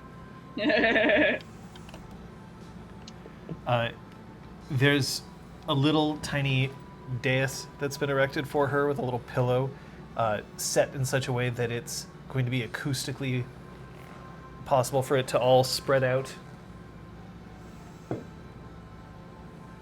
And everybody starts getting into place. So there's various different barons and counts who have pulled their way in. Velen is not among them, I should say. He's not present. Fair. And while Laurel couldn't be in attendance, there are representatives for her. Directly from Carefrost? Yes. That's cool. So does it get hot there in the summer? I probably wouldn't lead with that. You know, I do study winter. If you ever need some additional frost or snow, That's an old Brahm joke. I come from a long line of Brahms. All right. So Zaron is standing there. And are you, Brahm, I assume that you're standing next to him. Aiden is already kind of looking like he's a little like anxious. Like I'm hungry and I know that there's no food served until after this is over. Yeah, me too, buddy. Me too. And then I know Gus, he's an unnatural. Gus is doing his very best to stand up as straight as he can, and he's got his hands clasped behind his back, and his chin up, and he has a tiny little wind front, so his little like short hair is ruffling in the wind. Oh boy. Father, we need to look our best for Lord Zeron. We need to be here for him. And also for the Lady Sophia. She's your motley mate. That is correct. Gus. We must be here for both of them. You are correct. Is it true that you have to be there for her through thick and thin? Mm-hmm. And she has to do the same for you, right? We swore an oath to each other, the three of us, Gus, and it is not one that we swore lightly. And I think back to the moment and I let it pass. It was literally just to get admittance to a castle. Excuse me, the castle. Thank you very much. To try to save the king. The king. One day, Gus, I imagine you will... I'm sorry, this is going to sound... It sounds patronizing already, and I don't mean it to. You have both learned so much in such a short amount of time, and I imagine that at some point very soon... I imagine at some point very soon, you will both meet new people whom you feel close to. Is it true that Patches can put a hollow point bullet from 5,000 kilometers away? 5,000 kilometers. I've heard that she's developed such an impressive weapon that it can go around the world. 5 million meters. Into somebody's eyeball. Wow. If that is something that she has developed, I have not heard head nor tail of it. My son, who told you this? I just hear rumors. And Aiden's just like, it's not 5,000 kilometers. It's 5,000 meters. Which is also like triple the distance of any long-distance sniper shot that's ever been made. I think 2K is the world record. The top 2 of the top 5 are Canadian. And also not a hollow point bullet. No. You couldn't really fire one out of a sniper rifle. It would wreck the rifle. Yeah. You could do it once, and Yeah, it once, probably yeah, wouldn't go exactly. very far or accurate. Don't believe everything you hear, Gus. Is it true that Patches can make a robot that can not only kill a man with his eyes, but also that it can serve you breakfast? The real question is, Gus, which of those states do you want the robot to be in when it meets you? I would like very, very much to have some breakfast and not to die. But Good. I would understand if I need to be sacrificed. No, Gus. I'm There's ready to do whatever it takes to protect the kingdom, Father. Even if it is to die messily at the hands of Patch's robot. I Aiden's Like, I know you she- twerp, shut up. Yeah, I glanced to where, and I just kind of like, I know she can't hear what's happening over here necessarily, but I give her one of these, and I like, side-eye my son. I just say, Gus, I think we should have a conversation later. Look, we don't have a big military, but we train him good.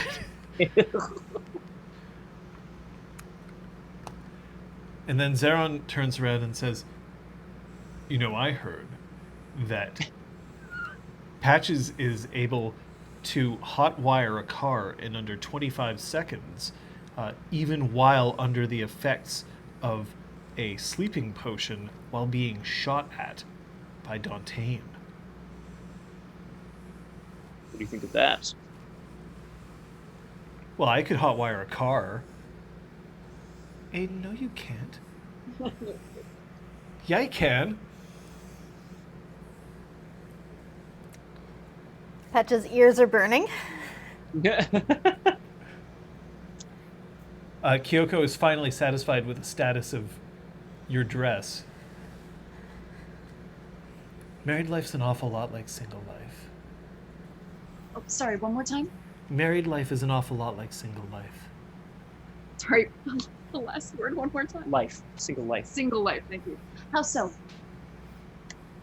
Well, I mean, you still wake up and you go to sleep and you eat.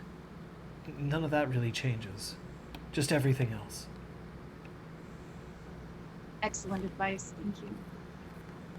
I think that if there's anybody who needs advice, it's me. You never seem to be the one who needs it.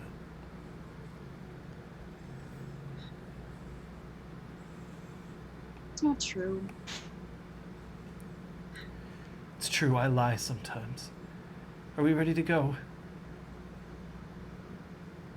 And I go to kiss the top of her head.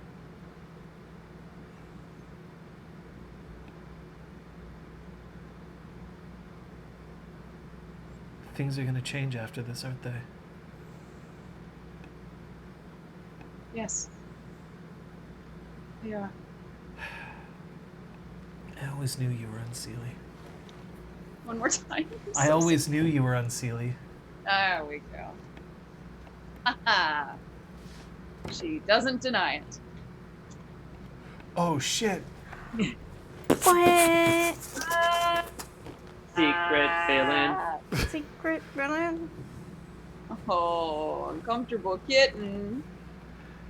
Yeah, cast cats. Sorry, They're sorry, back. John. When it's a quiet speaking character, when we've got the blaring AC, my little ears struggle. I figured.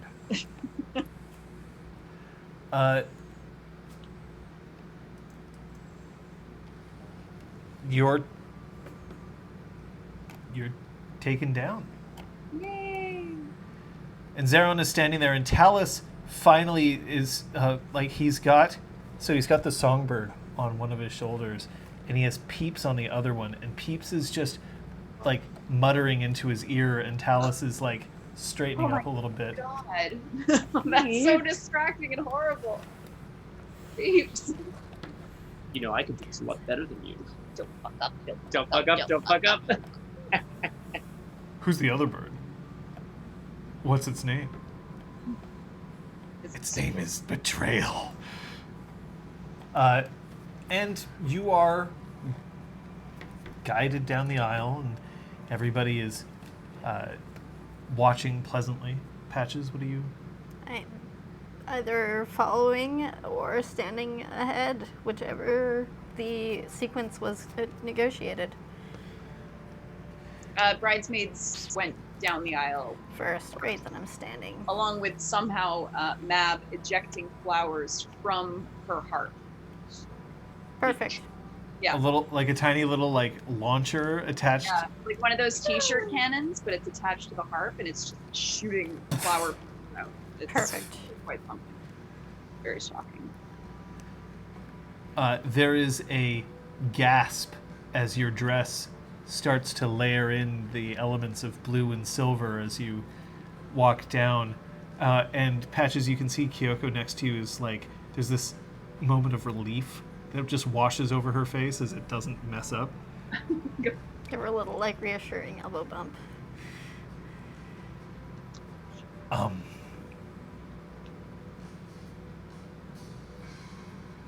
I'm here to tell you about love.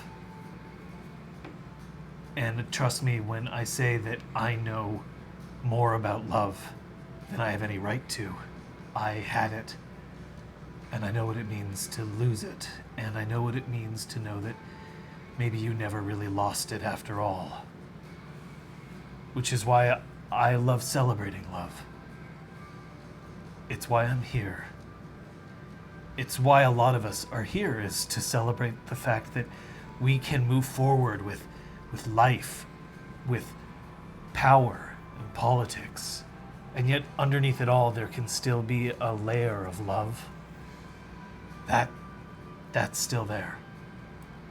It's something that we have to hold to ourselves constantly and remind ourselves that even though we may not all believe it, we still know somewhere deep within us that love does conquer all. These two are only the latest to prove that it's true.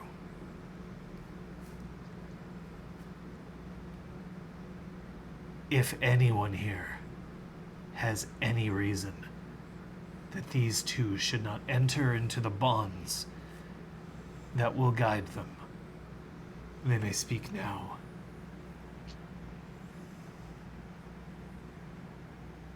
What are you doing?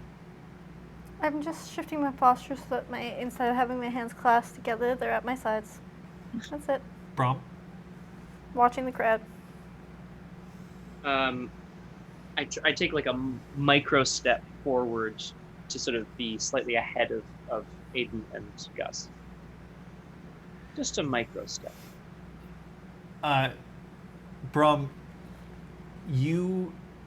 could I have you roll me a die of luck, please, actually? A die of luck. This Yes. guy feels pretty lucky. The object. It is a 7. I thought it was a 1 from this distance. Classic Scott. That is an odd number. Okay. Okay.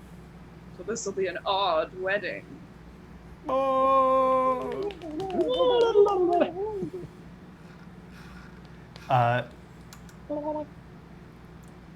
Who were to give the vows first? I had prepared a few words. No, I'm Oh, sorry. God. You mean the two of them? Did Zeron have a preference? Sophia wants him to be the most comfortable, so No, Zeron clearly has something that he wants to say, but he's also recognizes that, in fact, today you are slightly more important than he is. And not because of your nuptials, but because of the fact that you are also going to be made important and special. okay, then she'll go first. Okay.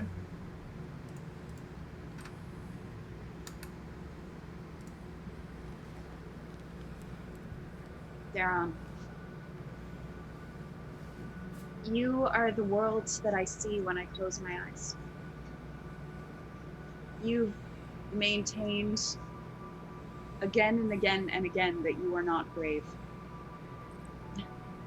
How can that be when you're among the bravest I know? Because you listen. You listen to you. You breathe your own truth deeply, and you heed its words. What could be braver than that? That you honor others makes you a good man. That you honor yourself makes you a great man. You inspire me every day to create. For you and with you, I will create. For you and with you, I will fight and defend. For you and with you, I will lead, and I will strive every day to be better. I love you.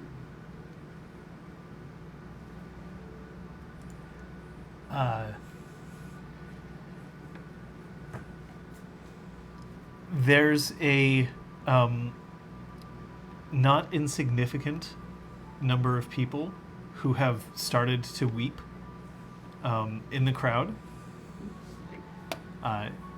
It's in general, it's happy weeping. There's one or two who might be more like, well, this is it. This will never be me standing up on that stage Oh my god. with this particular person.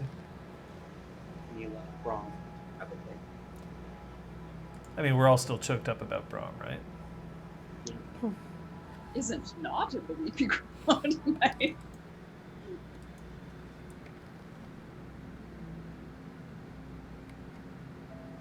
Side by side with Brom and with Patches, I've fought and won. But thanks to the third member of Ignite, I found myself losing. I lost a fear of love itself.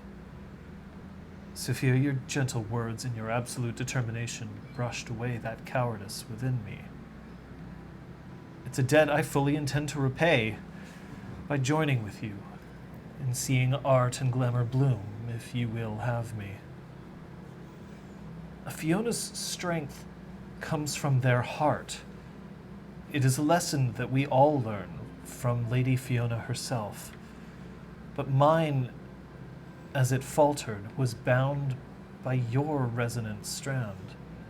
Fiona's strength then relies on Liam's roots, and I've known this for some time.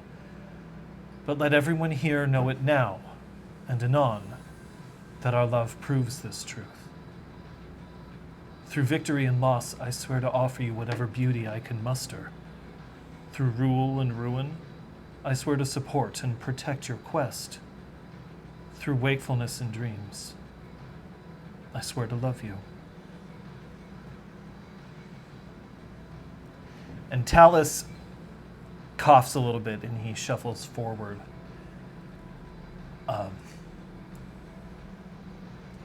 It's time.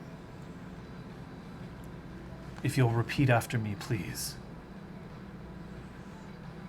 I give a gift of myself to thee.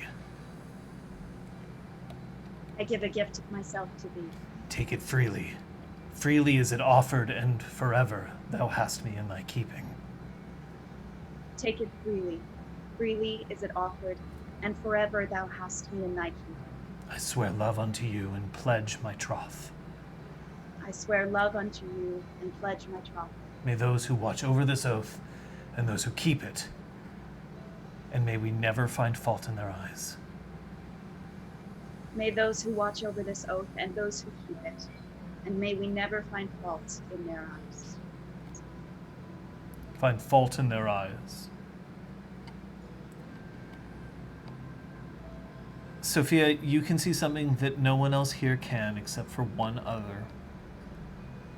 A very small, but very vocal songbird. Just out of the sky, just starts to circle around above your heads, never landing. At least not on your shoulders. And it's calling out a song that you know is not one, it's not exactly one that you've written. It isn't a cover, but it is taking elements of your own work and then incorporating them. Mab's gonna be so pissed. Yes, she is. So Mab, over where she is on her little dais, is just like, she can't see the songbird, but she can hear it. And she is just like, the fuck. Piracy. Piracy. Zaron looks to you, Patches, and he nods his head once.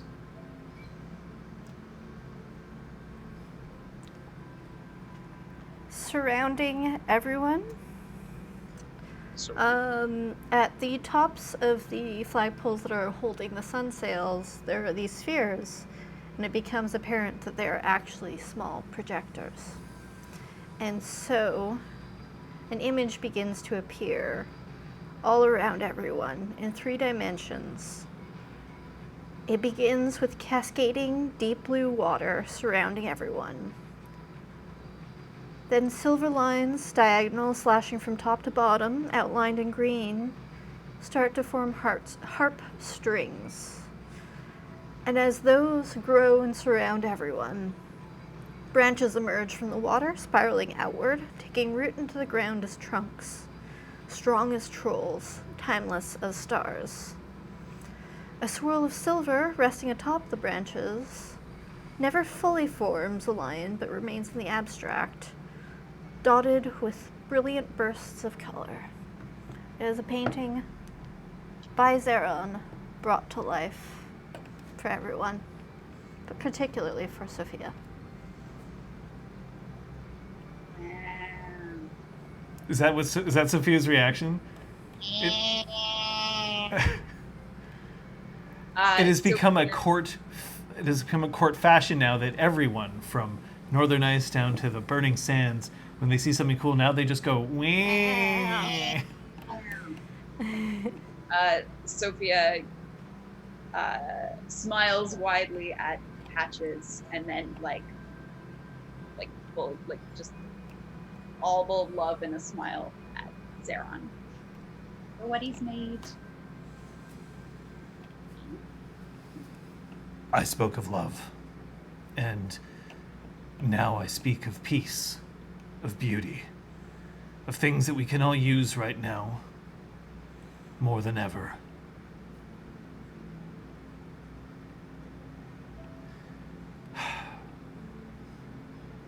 Lady Sophia Aplium, please look across and see Lord Zeron ap Fiona, and know that he is yours and you are his in the eyes of all of us. You may now kiss each other. She's gonna let it be a pretty big kiss. Like, this isn't. It's not like a full-on makeout, but it's like. It's deep. It's hashtag deep. It's not one of those that where like the crowd starts chanting like go, go, go, go. How many? Oh, that's just Aiden. Okay, cool. Go, go, go, go. I just do this. Oh my god. Oh no, that was Gus' voice. Right. And from the painting like that still exists. There's like a tiny bit of a flicker, right? Yeah. In the flicker, you can see that there are blossoms just floating in the wind, and then behind it, you see that Claude is very surreptitiously going like. What a dude! Claude, Oh fuck yes! you're gonna program that. Present ever. Mab decides to start playing over top the songbird. Fair. So every time the songbird stops, Mab starts up, and it starts turning into a little bit of a dueling banjo situation, except that it's a harp and a songbird. I bet And- it sounds really nice all the same. Mm-hmm. And then Granville stands, and he walks forward, and he is holding a rod in his hand, which is it's a long metal stick that is inlaid with gold, but the primary colors of it are red and silver. And as he walks forward to you, he smiles at Ware for a second, and then passes his hand across it so that the red melts away and turns to blue. Neat trick. I have my own grateful moment here. I have served as this county's duke for long enough without granting it its own proper count. And here I have an opportunity and a privilege to present it to someone else.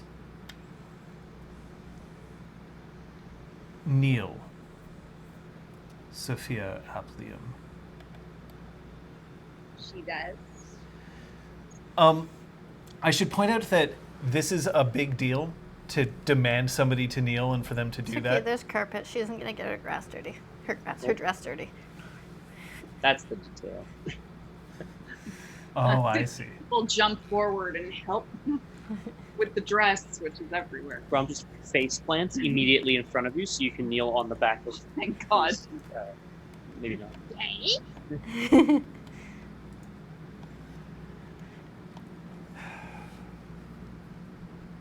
It's time for you to swear your oath of guardianship to hear this county. Let all hear it. Let all know it.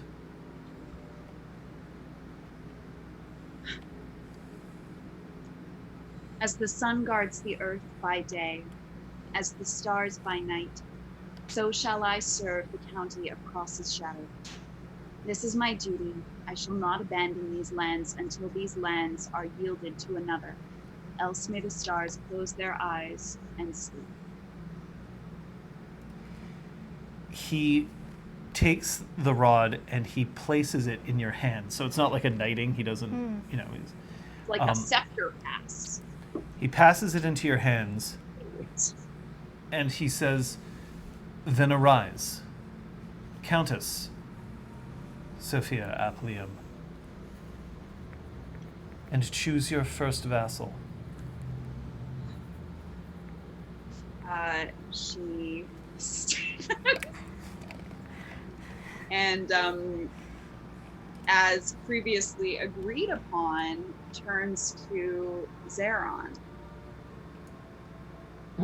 A marriage of equals and a marriage of not equals. I like it. Fucking protocol. City. No, I.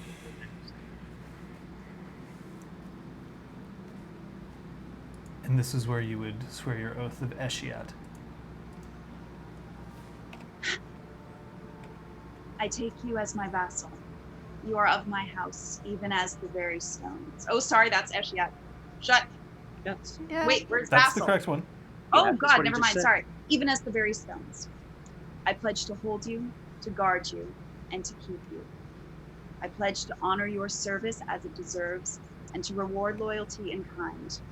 As the moon to the seas below, my will to yours. I pledge the Eshiat to you. Zeron is now kneeling in front of you, and his head is bowed. But his voice is echoing across the garden. "I swear fealty unto you, my lady. Your command is my desire, and your request my desire. May my service always please, and may my sight grow dark if it does not. As the tides to the moon, my will to yours, my liege."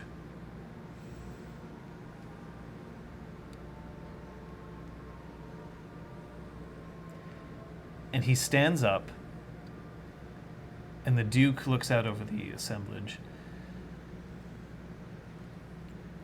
"For Count Zeron ap Fiona, there is no greater honor than to serve the Countess Sophia, much as I'm sure the rest of you will understand and know that the trust that I place in her means that she speaks with my voice when I am not here, and that may we celebrate the union that we have seen here today between House Liam and House Fiona to prove that as allies, we can prove more than ever that beauty is life and that love conquers all." And there is applause. And as there is applause, Brahm, you feel that same strange kind of twinge that you experienced about 3 minutes ago in your hip pocket. In my hip pocket. Yes.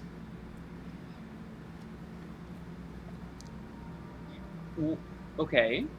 Like on my sword? No. It's your phone. Oh, for fuck's sake. Oh, for fuck's sake. Oh, man. Sure hope Kyoko's not texting. I'm the kind of guy who shushes at the movie theater. Do you know what I mean? We're all theater professionals. I would be Let's be surprised real. if any of us were like, "No, yeah, it's totally cool to check your phone in the middle of a performance." It's true. No, I just mean Brahm is very like, ugh. I guess I try not to sneak a look at it, but I just want to make sure that it's like, not on fire or whatever. It's not on fire, but it's blowing up. You've got 4 text messages.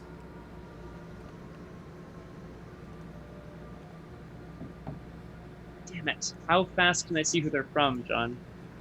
What phone do you have? Is it still like a flip phone? I don't know. Did Flip Kyoko, phone with a screen on the front? ever hook me up? Kyoko wouldn't presume to shame you for your Luddite attitude. It's not an attitude.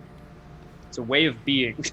Look, if it's anything newer than the Motorola Pebble, you can at least see Yeah, who the on texts the- are from. You see a phone number, but you don't see a name.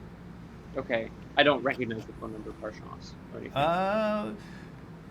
Just roll me intelligence, straight intelligence. Difficulty is 9, but you can't botch. Okay. Oh, hey, that's nice. Thank you. Well, I'm not going to One make you. Sorry. One success. You recognize that the phone number is a Montreal area phone number, but that's it. Okay.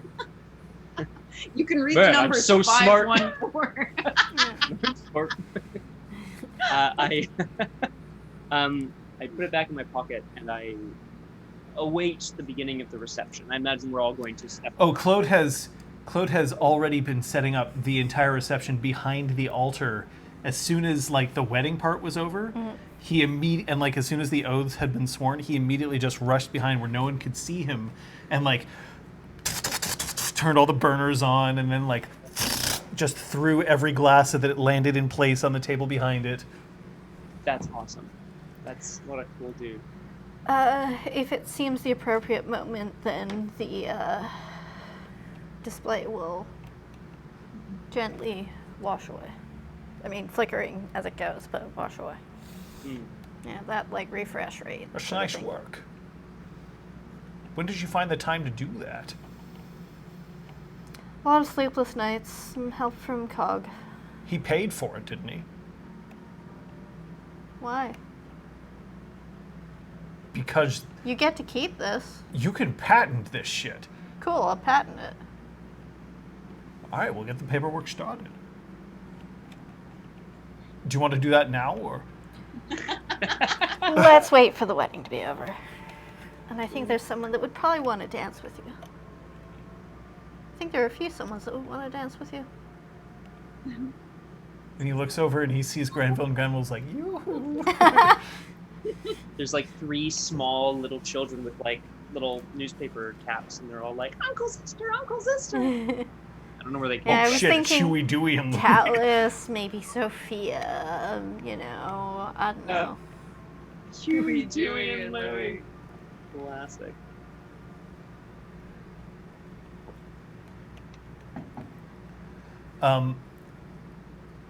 Yeah, everybody starts getting up. There's now food aplenty, except that it's all like bite-sized cocktail-esque stuff, and there's this magnificent hummus that Claude has made that has this magical property that if you stick anything into it, it stays upright. So there's now like little bits of carrot and little bits of celery and that is going out just in this like hummus sort of like dome, and he's very proud of it, even though like it's a little It's like wonderful. who cares? We But love it. I love it.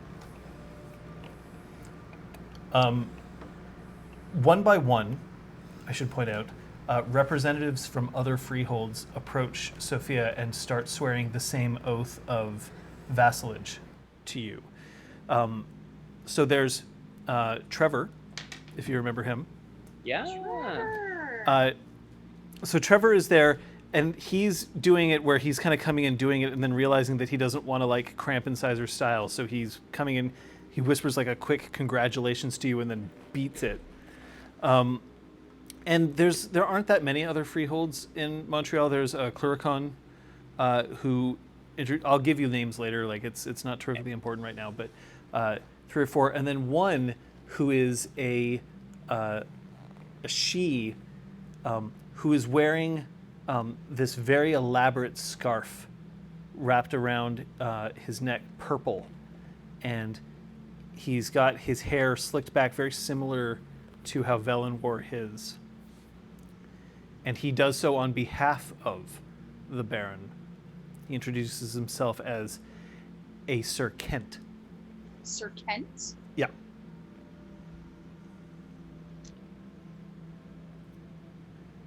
Ap Baylor.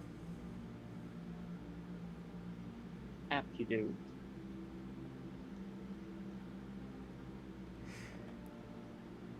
May your time here be fruitful and productive. Thank you, Sir Kent. I'm delighted to meet you. It was a wonderful ceremony. Wasn't it? Yes, it was. And you can see that he's got a little flicker and his tongue is bifurcated. He has a literal snake's tongue, which is why he doesn't open his mouth very wide, but you do sense this.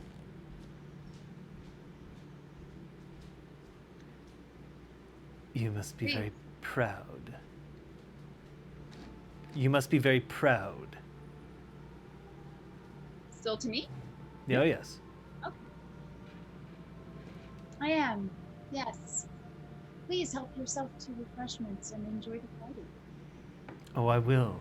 And with your permission, I'll be sure to take some back to my liege himself, so that he may enjoy at least some small part of this. He Yes. sends his thanks, by the way. I look forward to our next encounter. I will tell him that. I'm sure he'll be glad to receive you.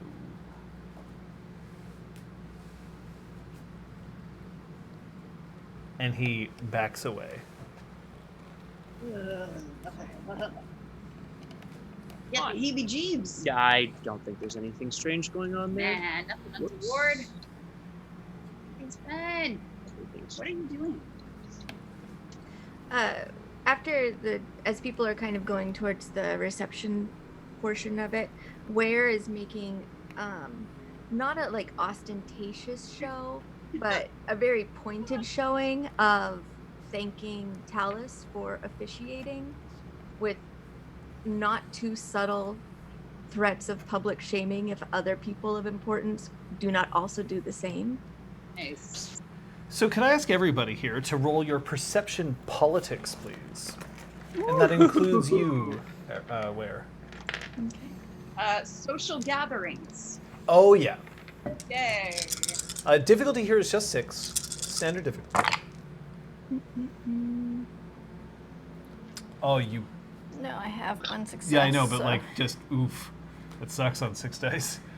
So Patches gets nothing. 4 successes for me. 4 successes for the lady in white, blue, And you silver. have 6. 6. 4 successes as well. I'm apparently paying a lot of attention. Okay. And Patches is busy looking for hidden weapons. and where? 3 successes. So most of you understand that there was a huge kind of like the hell moment with Talus standing up and speaking of love and even reciting an oath for someone else to speak when he himself had the songbird on his shoulder. But the first couple to dance, even though the dancing hasn't officially started yet, it's just sort of like, Mab trying to outplay the songbird again. Zister has taken Talus very firmly by the hand and is holding hands with him and greeting people, but now he is put on this lovely smile, which is a little creepy because, of course, it's it's Zister. He doesn't know how to...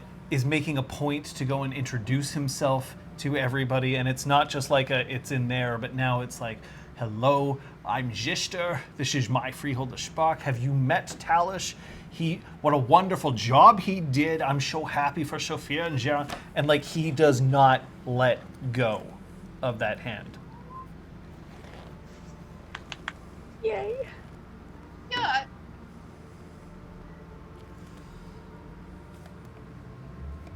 Brom?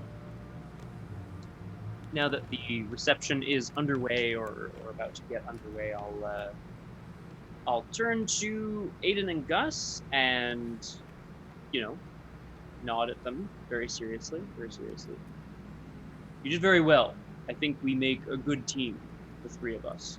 I'm very relieved. Aiden told me that if for some reason Zeron wasn't willing to go through with it, that one of us was going to have to step forward. And since you couldn't because you're already married, and because Aiden couldn't because he can tell me what to do, that I would have to marry Sophia. And while I'm sure that that would be very great for me, I don't know if Sophia knows me well enough. I think she would be very lucky to have you, Gus. Although you're right, she doesn't know you very well. Do you think I missed my shot? Well, they are married now, so. No. But Countess Ware says that sometimes when people are married, they don't necessarily have to close themselves off from love from other places. She does. She does say that. As do I. I think it's important that everyone be open and honest and communicate. Oh, that's good. Will you excuse me then, Father? Dear. Where are you going? I'm going to propose marriage to Lady Sophia. Oh, I'm sorry, Countess Sophia. Good young August. I wish you all the best. Son of a Thank you, bitch. Father. And he starts trying to find Sophia. Oh my god. Where's Dad? Why would you do this? Because he can't be embarrassed, but I need him to see someone. Like, I can't tell him. I mean, I can tell him it's inappropriate, but I need him to understand that it's inappropriate. Boys gotta learn to get shut down sometime. You could have told him it was inappropriate before he understood it was inappropriate. Now he's just gonna feel like he's being No. shot down. Gus This is so sad. no, Gus is the kind of kid who would just be like, "Oh, okay," like you just listen to everything I say. Dear. Excellent, Uncle Fenris. Let's lean more in one direction than the other. And now that I've looked at, like, just made sure they know that they're good kids, I'm gonna check my phone. Check your phone. Okay, so we'll get to the phone in a second. Sophia, Gus has joined the line of people who are swearing fealty to you, Oh boy. and he is standing very tall, although he's not tall, and very proud, and he isn't really fiddling with his clothing at all, really. Cute. And then finally he gets to the front of the line. And he takes a deep breath, and then he looks at his dad, and then he looks back at you, and then he looks at Zeron, and Zeron is looking down, and he's smiling, and he looks back at... Congratulations, Your Excellency. Thank you, Gus. And then he turns and he starts walking away, and you can see that there isn't really a tear in his eye, not really. What a little shrew. So you're checking your phone finally? Well, yeah, I mean, finally. I just want to make sure it's not, some sort of time-sensitive emergency. Oh, right, because people who text you are always about time-sensitive emergencies, right? A lot of important people from the community are all in one place, and The first text reads, "This is adorable." Okay. The second text reads, "You can tell that she's telling the truth." The third text reads, "Ain't love grand?" I should be writing these down. Shall I repeat? Sorry, yes, if you don't mind. "Isn't this adorable? Yeah, okay. You can tell she's telling the truth." The third message, I think, was, he's so in love. Ain't love grand. Oh, ain't love grand. I'm sorry.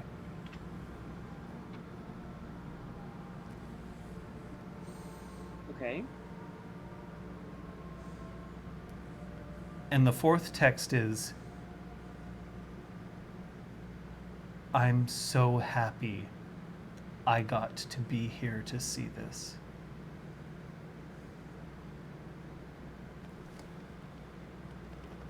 Wow, everyone, that's nice. That's some fast typing.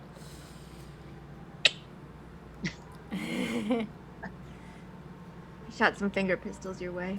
Okay. Arrive soon. What is You that? got- heard them 100, correctly. 120 WPM? Good. So, okay, well, I mean, I wouldn't say Brahms is dense, but he definitely doesn't float in water, if you catch my drift. Is, Oh no! Going to the pool was a bad idea. I'm just a Like- bag of rocks. Rock, just yo. like Barbarossa. Is there anyone? Oh, first of all, do I know this number? Do I have it? No, you in my don't know contact this number. list? No, of course I don't. No, it is a phone number, and it all comes from the same phone number. Well, phone number. Good.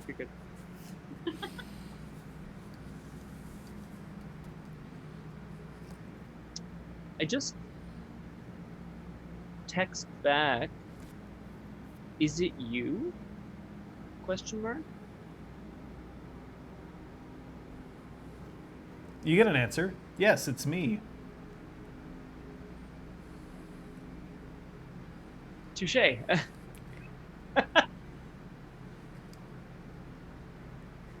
I call the number.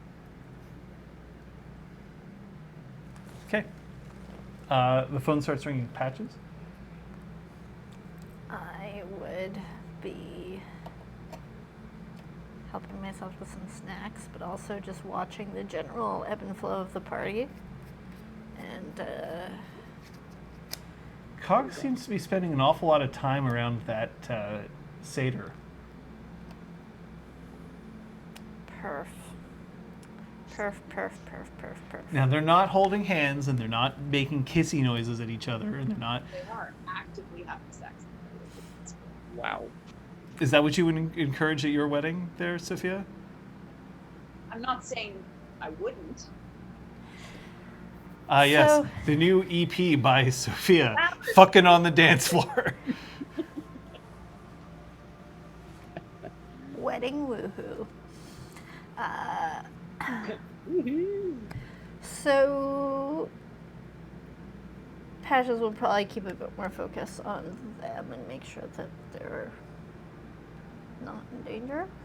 Oh, there's a Boggin who never seems to be too far away. Boggin doesn't say much, though. That's fine.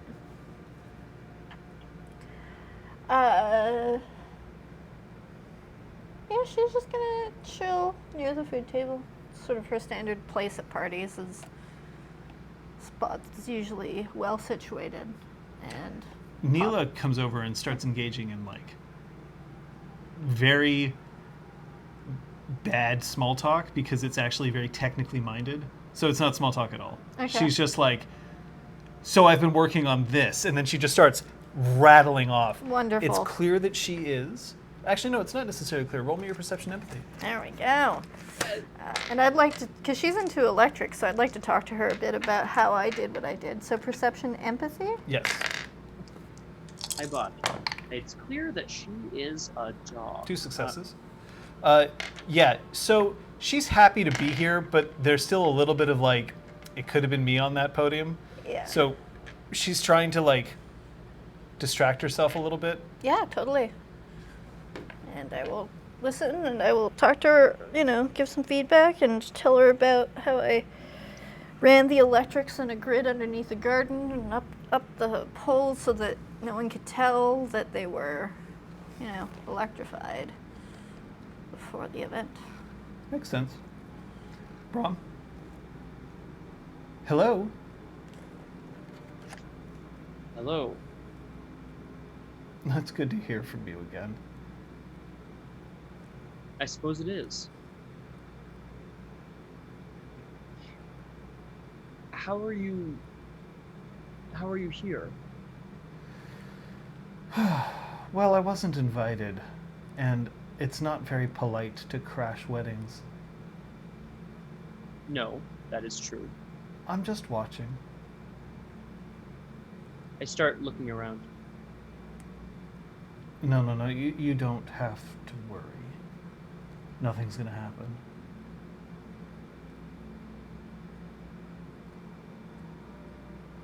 I was thinking an awful lot about that conversation that we had in the tunnel. Do you remember? I remember one of the worst days of my life. It doesn't have to be that way today. It won't be, in fact. I swear to you, on every single name I hold dear, that nothing is going to happen that you will be disappointed in at this party, except for maybe this phone call. I can't really blame you for that. After all, this is Sophia's special night. We wouldn't want to ruin it, would we? No. I wouldn't want to give you dissatisfaction. So this is it then. You've been reduced to gloating. It's not gloating. I'm tired, Brom. I'm very, very tired. And I want to come in from out of the cold. I understand. It's important to be with others, to not be alone against the elements. Absolutely. So, I'm wondering how we can solve this, and seeing as how this is a new dawn, and you have some pull with the local establishment, I'm wondering how we can make sure that all of this unpleasantness can just go away. Well, we could start by having you present yourself on the steps outside the Spark tomorrow morning at 8 o'clock, sharp, with no weapons and ready to surrender yourself.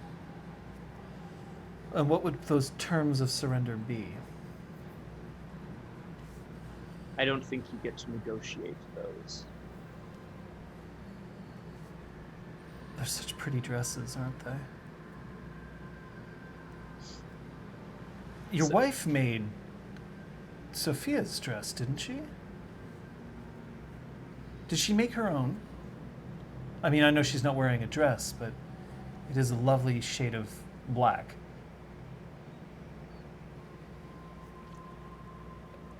Mazer. You can... Sorry, go ahead.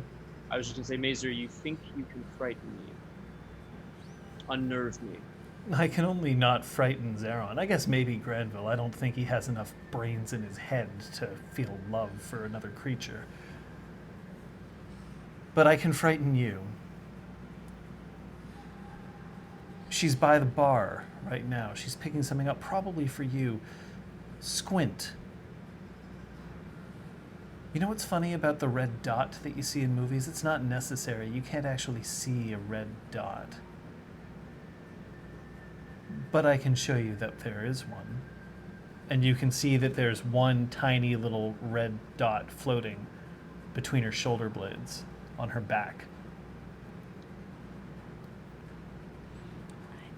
So, what's that about surrender that we're talking about?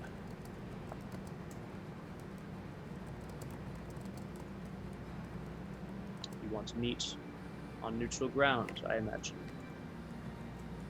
Neutral ground.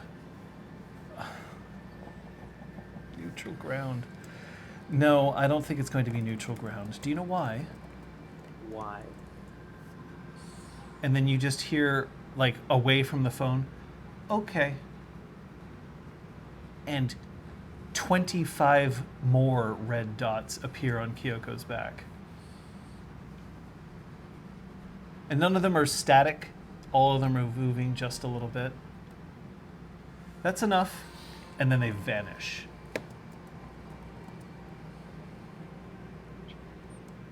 There's no such thing as neutral ground when it's you and me, Brom. You managed to take out all of Broken Flight, except me. And I think you know that that's because I'm smarter than you. So don't play a hero today. Tomorrow, you and I will meet in a location of my choosing. You won't bring anyone else, but you can bring whatever weapons you like. I see anybody else who I can recognize. And let's just say that what would be a lovely party today might be interrupted tomorrow.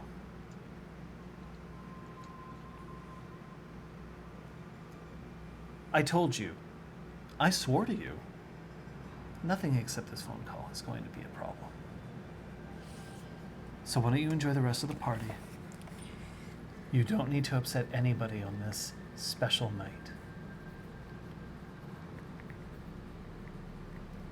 That's the plan. It's a good plan, isn't it? I thought so. So it's a shame when plans go awry. Wow. Was that Dramatic tension. necessary? Thank you so much. That's not going to happen this time.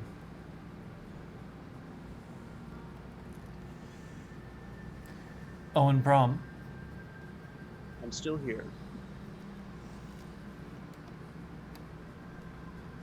I know that Kyoko's wearing a lovely tuxedo.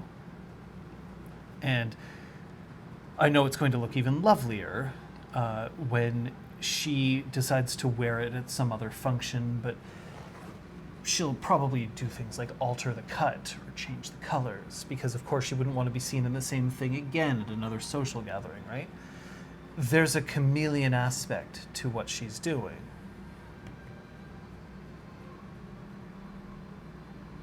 And I can see through that kind of chameleon act. Do you understand?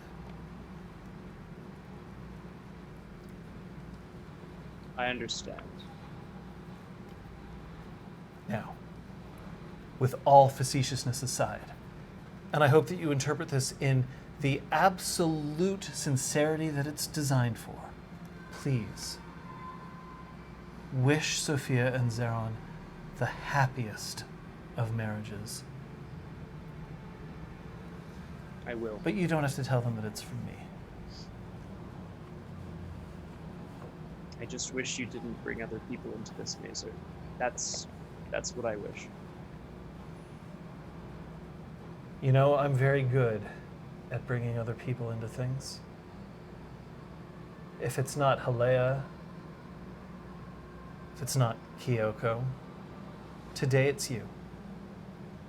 You are going to be the one to make sure that I never have to look behind me ever again.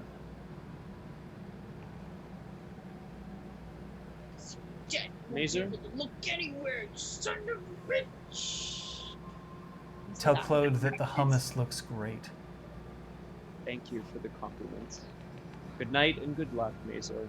Fuck you. Can I just hang up the phone? Like, I'm just. Yeah, kill me, just kill me. You know what I mean? Like, Get Nobody stuff on won't the kill punch you. Yelling, kill me. Yeah. oh, Brom's enjoying the party, I see. Sophia and Yes. Patches, could you please roll me your perception empathy one more time? Hooray. Brom, could you roll me, if you wish, you do not have to, your manipulation subterfuge? Insightful, John? No, not really insightful. This is kind of a surface level thing. I would like to spend a point of willpower. Sure. I'd like to spend all of my willpower. Sophia, you're a little distracted because, I mean, obviously there's a lot of people coming for you, so your difficulty is 8. Patches, yours is 6. I'm going to spend a willpower. Hey. This is great. I'm getting my players to spend willpower against each other. Right before a potential fight. Yeah. Hey. So, Two. 2. 2. 4. Wolf. Okay, so Patches, you don't necessarily notice that anything is wrong. Sophia, well, you know what? I'll let Scott decide what 2 successes threshold worth of a perception roll that might mean. Brom is normally very. He's not a walker and a talker when he's on the phone, like a lot of people. Yeah. I have to do that as well, I'm sure. It's just. Um, But he has been walking back and forth a little bit while on a phone call with somebody. Okay. After hanging up the phone, he's just gritted his jaw and like beeline for Kyoko actually, beeline for the drink table. Thank you. I'd like to try to work my way over to head him off. If I'm able to disentangle myself from conversations. Kyoko is still very happy to be chatting with. You know what? Kyoko's currently chatting with McAllister at the bar. So, because McAllister is at the bar. And Sophia, you can intercept if you so choose. You can notice this. You can notice the interception. I'm like ordering a drink, so it's not like something's wrong. Zip. I'm trying to be more cash about it. So, So I cash. order a drink and I'm like, "Are you all right?" Ah, when did you get here? I mean, congratulations. Is everything all right? Yes. Call from an old friend. We don't have to worry about it today. Is this an old friend or is this an old friend? It's the opposite of a friend. Right. Who? An ally. Oh wait, no, shit. I think I would start making my way over towards them. My ignite sense is tingling. Something's fucked. I imagine if I don't tell you, that would make this worse. It would. Mazer. He wants something from me. But of course it has to be me. I'm easily manipulated. Is he here? No. What does he want? He wants out. Oh, we can arrange that very easily. Know that that's not what I meant. You are now. Congratulations, Sophia. Thank you so much. It's so lady. nice that the three of us are all here together for this brief moment. Oh, cheers, Ignite together cheers. again. Made Deets. myself wrong.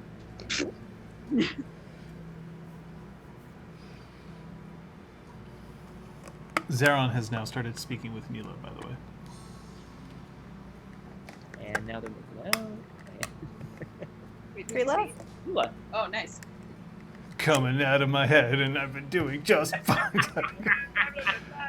You know, weirdly enough, actually, Zeron was the original Mr. Brightside. That's what they wrote the song about.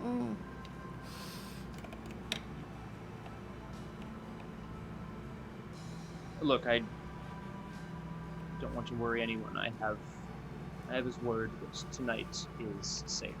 We know how well we can trust his word. I believe this. To be fair, he never did break his word. He just created alternate realities through lies. Whee! Such chicanery. Chicanery. These We jackanapes. Jacking who? We will meet on this tomorrow. Where? Tonight. We're here at this park. We will meet. We will meet. Oh, we will Here, meet. yeah, sorry, You yes. and me. No. Vermin. Vermin. Promise you won't do anything grave tonight, Tom. I will not. Or stupid. I will try. Sometimes there's a fine line. I actually find the line quite well defined. Just tend to end up on one side of it. The wrong side. There's no wrong side, Sophia. Oh. I'm sorry. Your Excellency. And I bow my head to her. I could get used to this. So this conversation was clearly about when the first dance should happen. The first dance should happen now. That's what we were discussing. Time for I the first agree. dance? I will get the happy groom, and perhaps Lady Sophia, Her Excellency Sophia, will be prepared. Yes, where is my beloved? So the proper nomenclature, the proper etiquette, by the way, here, is to refer to Sophia as the Countess Sophia, and then afterwards to refer to her as Her Excellency. Got it. But you're also her friend, so you don't have to. Yeah. But like telling Brahm that is something. Well, Yeah. I appreciate that you let me know, though, John. That is very important.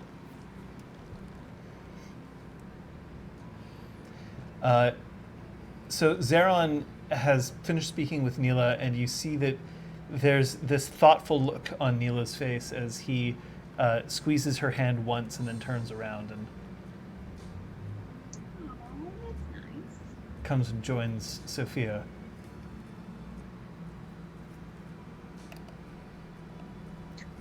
Is this the sort of thing that we're supposed to actually spend time together?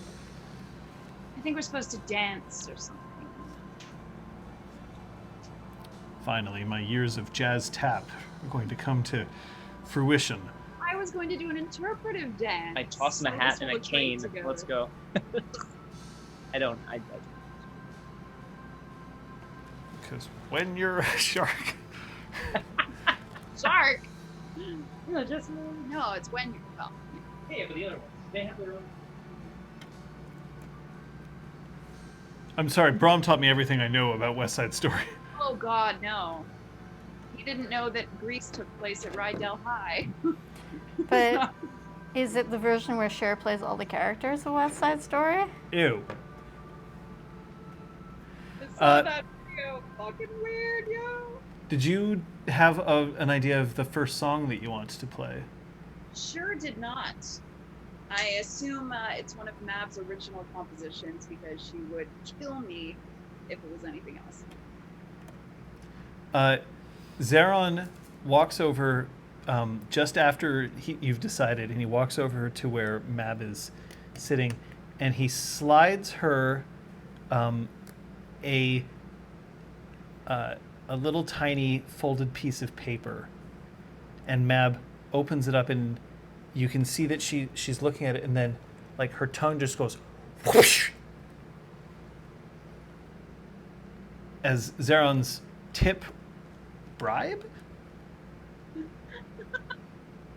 A dot of acid? Yeah, that's it. Now Mab's chirping balls. As you head out for your first dance. Yay. Patches.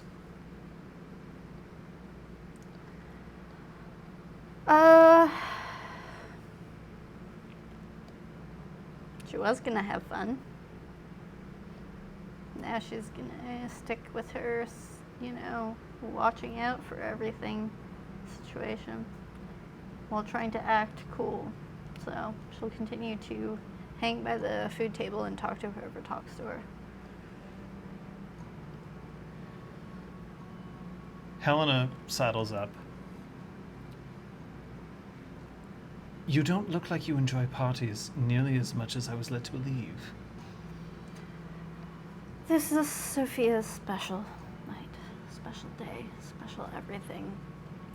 I can let my hair loose at other events, but without her to take the lead, I'm doing my best to hold up the standard that she has created. You realize that you are absolutely surrounded, and then she puts her arm around you, by a crack team of Her Majesty's personally selected super heroes. Yes. You don't think that that's an opportunity for you to be able to relax? Are they super party managers? Are you? I'm learning. Tonight? I've seen all of Sophia's standards. Yes, well, Sophia isn't a member of the Golden Braid. Nor am I at this time, so... In fact, it she is- outranks me now. When I first met her, I outranked her. That's what you get for being an up-and-comer, She's made some clever moves. Oh, trust me, I don't actually hold anything against her. In fact, I actually rather admire the moxie. The chutzpah. Certainly has that. All of you. I think Brom's very content with being a knight, though. I'm not sure that he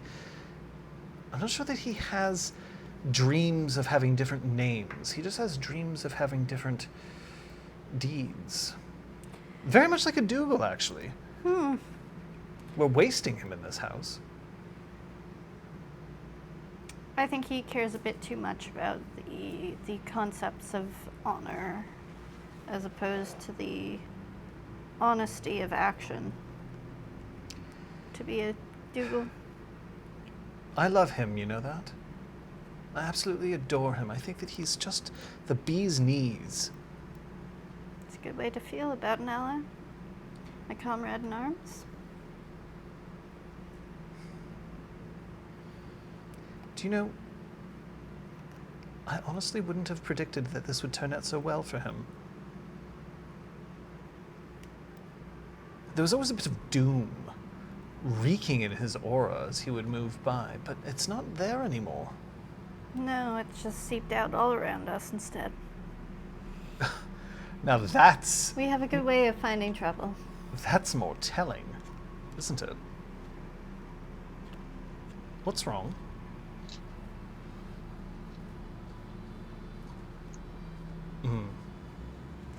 Well, I am going to try to enjoy myself as best I can. You absolutely should. And you should try to do the same once you've relaxed. Sophia and Zeron dancing, by the way. Mm-hmm. So people who aren't used to seeing this sort of thing, there's very much like the crowd has grown quiet, not because of the music playing, although it does quiet a little bit when it starts playing. But then there's this bit of moment of like, well, I've seen everything at this point.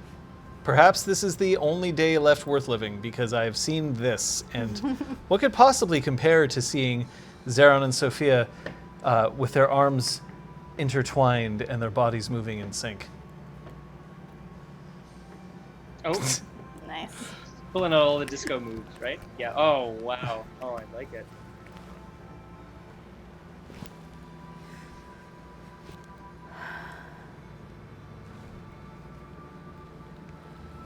It's going to be a beautiful evening. I hope so, for all our sakes.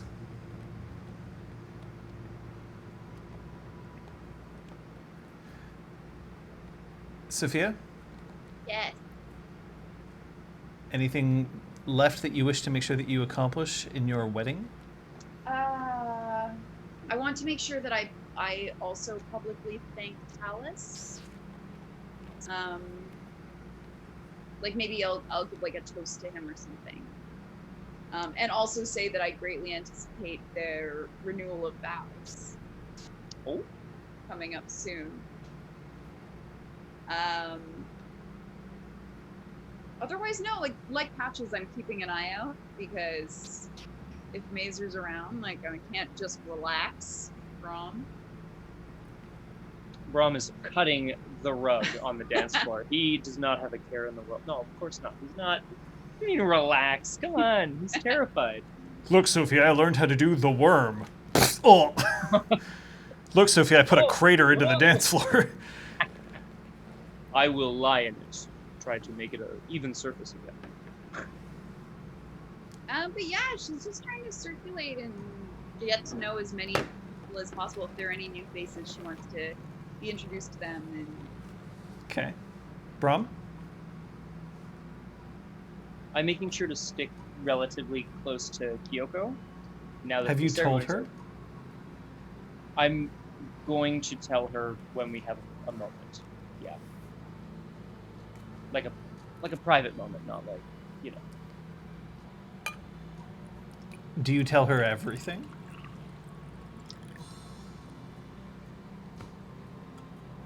I tell her that I had a call from Mazer Mm-hmm. and that he made a show of threatening her life. Well, then he's an idiot.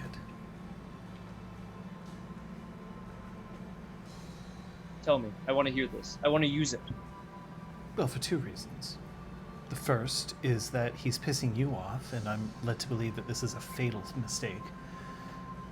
And the second is that I'm wearing ballistic plating under this. Really? Oh, go ahead, tap. Right above the heart, if you don't mind.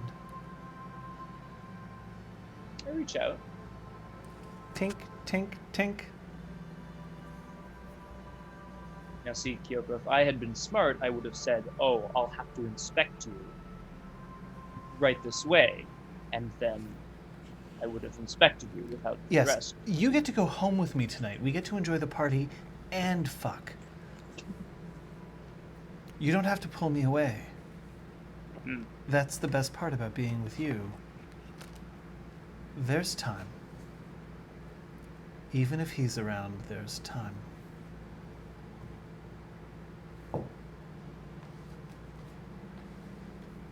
I don't. And she smashes you against the wall. And she just pulls this, like, incredibly intense kiss from you. Oh. It goes through the wall. I feel like when Braun comes out of it, he's like, "Whoa!" And then she literally uses her arms to pull herself up on your shoulders so that her head is leaning close to your ears. So she's now like pulling herself up because she's not that tall. Pull up on my shoulders. And then she whispers, "We still have rooms here, don't we? I believe so. I hope they didn't. Take me there." Let's go. Be aware of your sons. They're fine. They need to learn sometime. Come along, actually. Take notes. What? Don't actually come along and don't take notes. You'll learn in due time. All right, let's go. Father, Ware told me this is position 12. She did not. She did not. Where needs to order her number, all right? Then that's just fine. She did not. She did not. Funny. Patches?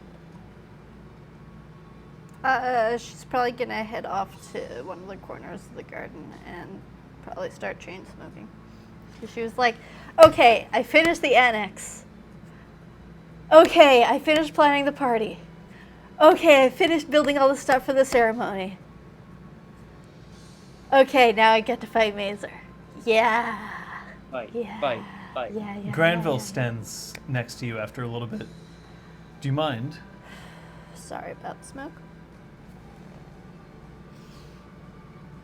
Light him one.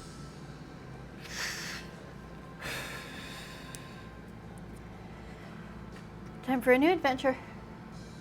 This is an old adventure. Life is cyclical.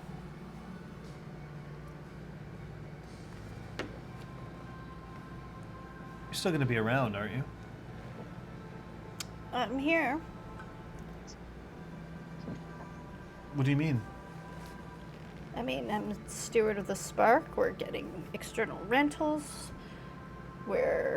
I'm apparently possibly going to have my mortal job back soon. But I will also be at the beck and call of the Queen, should she require me. But generally, I will be here. I look forward to it. Trip or two to Quebec City wouldn't be the worst, though. You know, I hated this, and you're what made it bearable. So thank you for that. Gotta have fun. Let your hair down. Yeah, you do.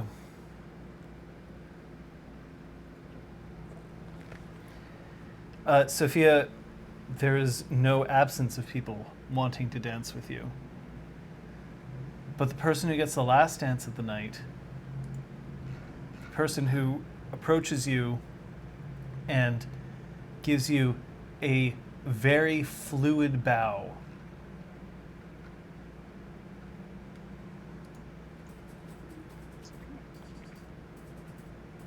do you mind if I have one dance before you're through? We would be honored, sister. And as he dances with you, he towards the end, he pulls in close and he just whispers, "Thank you for a wonderful party."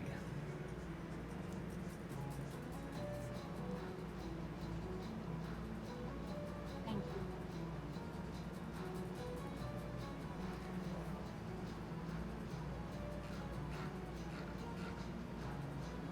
I'm gonna kiss him on the cheek. He's gonna hate it when I do it.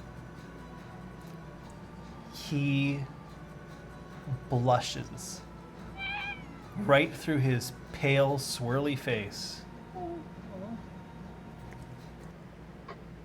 And I think we'll end the session there. Cute. Yay. And only one death threat, so I mean that's Yeah. pretty exciting. You were saved from a toast. Oh, it's Which is true. good. Ghost. Did Ware have a toast already? Heck yeah. I Oh, was prepared. fuck. Oh. I didn't know. I'm always prepared. Could we hear? I mean, Yeah, you know what? Let's hear that toast. Let's Oh, record okay. scratch this. And well, and we can hear the toast. Yeah, and she gives Gus and Aiden both little, like, champagne flutes with, like, the tiniest sips of champagne. A little bit more for Aiden, but the tiniest ones for Gus as well. Okay, what kind of and music then- do you want underneath this toast? Oh, I don't know, just, like, schmaltzy wedding music. It's just more romantic stuff. Go. and for how drunk is she at this time? How much? She is not visibly drunk. Excellent. Visibly. Okay. it. She don't get visibly drunk. Raise your cups with me to the bride and groom, please. Yes, I have a cup here. Countess Sophia, know that I could not be prouder nor happier, even if you were the daughter I would have wished you to be. But grant me latitude to praise your husband with this toast. Count Zeron, were I to have chosen, I would have selected you to stand beside Sophia. It is a perfect match. Sophia played for the Sapphire, and that moment was worthy of a title, but it was not for the moment that she received that title. She received her title for all of the accomplishments that would come. You, Zeron, pledged yourself. You stood steady on behalf of the Golden Braid when others could not. And throughout this, you gave more of yourself as a teacher to mortal minds. The honor of duty has been the reward for your decades of service to Cathane and to the monarchy, but you both deserved every reward and every accolade. And so I wish both of you the reward of unending happiness side by side. Sip, sip, sip. Huzzah! Yay! Pretty good reward. I like that. That sounds nice. Well, now I feel ashamed that I didn't specifically. Lovely. Clap, clap, clap, clap, clap, clap. It was. All right, Brom, time for your toast. You have one prepared, I assume. I do, yes. This is provolone cheese, this is ham, and this is my toast. Thank you. I'll be here all week. Is that John Verhart with sunglasses? Yeah, it is. Yes! Patch is like, I fought by both of your sides, so I'm the glue that sticks you together. Three-way! That's I mean, I'm down. Wait, which three-way are we Hey, down? Pook, nice. Oh shit! I do not condone ham and provolone sandwiches, but Brom says take care of yourself. This You has don't been a condone them. Brom essay. There is provolone in that fridge right now, But there's no ham. but there are different things that we can substitute for said ham. Interesting. Uh, Clap, clap, clap. well, I'm married to two of you.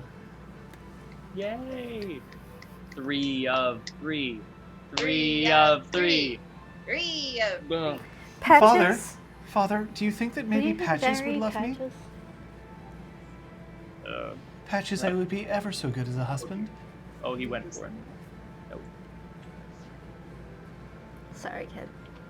Oh, Good luck. Oh, God. Oh! look, I can see the sun rising. Good. That It's means okay, you're Gus. not I a have you vampire. betrothed to a dragon anyway. It's fine. Oh, I know ever so many dragons. Oh shit, Mama Bear, that's all you had to say. Hang on. I have some questions. First of all, where is the rest of my sandwich? Also, we'll talk where. I feel like we should chat. Anyway, we have to play the game to vote on. Oh, sorry. And we'll find out what you learned. Yeah, might as well just start that up right now. Here are today's play of the game options. Sophia got fucking married, yo. Patches throws the event of the year so far on Sophia's behalf. Or Bra manages not to go ballistic upon an unexpected phone call. That's vote 0, 1, or 2 now. Exclamation mark. Vote and the number. Get in there, folks. So we're going to ask Patches, Mm-hmm. or rather Kate, what she learned first.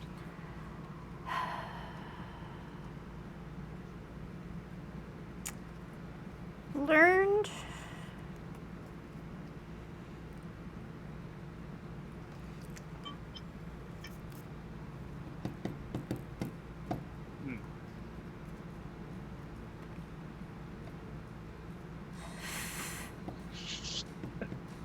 Do you want me to move on? Yeah, I really Scott? feel like I haven't learned anything. I learned that Mazer is hasn't just been, well, he's been biding his time, and more importantly, that he's ready to make a play, and not, a play for power or a play for revolution, but just to get out, he knows that, or at least where I'm at right now, what I've learned is that he knows he's in trouble. This is coming from a place of desperation. Desperate people do the crazy things. Liz? Just that Sophia feels like she's exactly where she's supposed to be. Shockingly, the ceremony went off without a hitch. The ceremony definitely went off without a hitch, yes. Technically, it went off with exactly one hitch, Only as one planned. is basically perfectly according to plan at this point. No, because you guys got hitched. Got hitched. Yeah, we got hitched. Right. So Yes, you're right. perfect. Right. Aw. Yep. Nobody saw those zesty. It's fine. There was no actual bloodshed. There was no duel. Patches didn't have to step in. Success. Aragorn? I learned that we only had one additional square in bingo, Aw. thanks to Gus. Thanks, guys. And it's really very interesting to play out a big event like this in a tabletop game, to give it all of the attention it needs, and then have it sort of be like a primary focus. So it's fun when they happen. Yeah. Kate? We love our parties. Mm-hmm. Learned a bunch of the protocol surrounding, Sophia becoming countess, and just how broad of a reach this change will have based on the breadth of guests that arrived. Yeah. Speaking of the breadth of guests, we do have a breadth of votes for one. Sophia got fucking married, yo. Clap, clap, clap, clap, clap, clap, clap, clap, clap, clap. Yay! Thanks, everyone. Your one experience. And put it in, Gladly. I don't know, something to help us fight. Right. Oh no, Sophia's putting this straight into potpourri, the Uh-oh. secondary skill of arranging smells. Crafts, potpourri. Sure. Yeah. It's like I've been really wanting to invest in academics. Let's take another dot in classics. It's my specialty. That is never It is. come It into is actually. play. Sorry, I Yeah, I used have to one read dot in that. academics with a specialty in classics. Never used it. Not Is a that because once. Sophia studied like Greek mythology Yeah. or something? Nice. Yeah. Nice. But we have to thank Aragorn. Of course. Especially when I almost cut off her whole fucking prepared toast. You know, I'm great. Hey, I hear that there's been a stream schedule change. Is that still in effect, Scott? It is still in effect. I have moved my Bit the Bow stream to 6 p.m. on Tuesdays. Gives me a bit more flexibility in terms of end time, and also it's not blazing sun on my face at that hour, which is great. So join me, will you, as we hopefully finish some observing on Tuesday at 6 p.m. Hope to see y'all there. I know that on Thursday there's we're planning on another RPG clinic, topic to be announced, but that's a thing there. Wednesday? Wednesday there will be Drew at 4. We're going to continue this friggin' broken locket, which is turning out possibly even more batshit than Lylocan.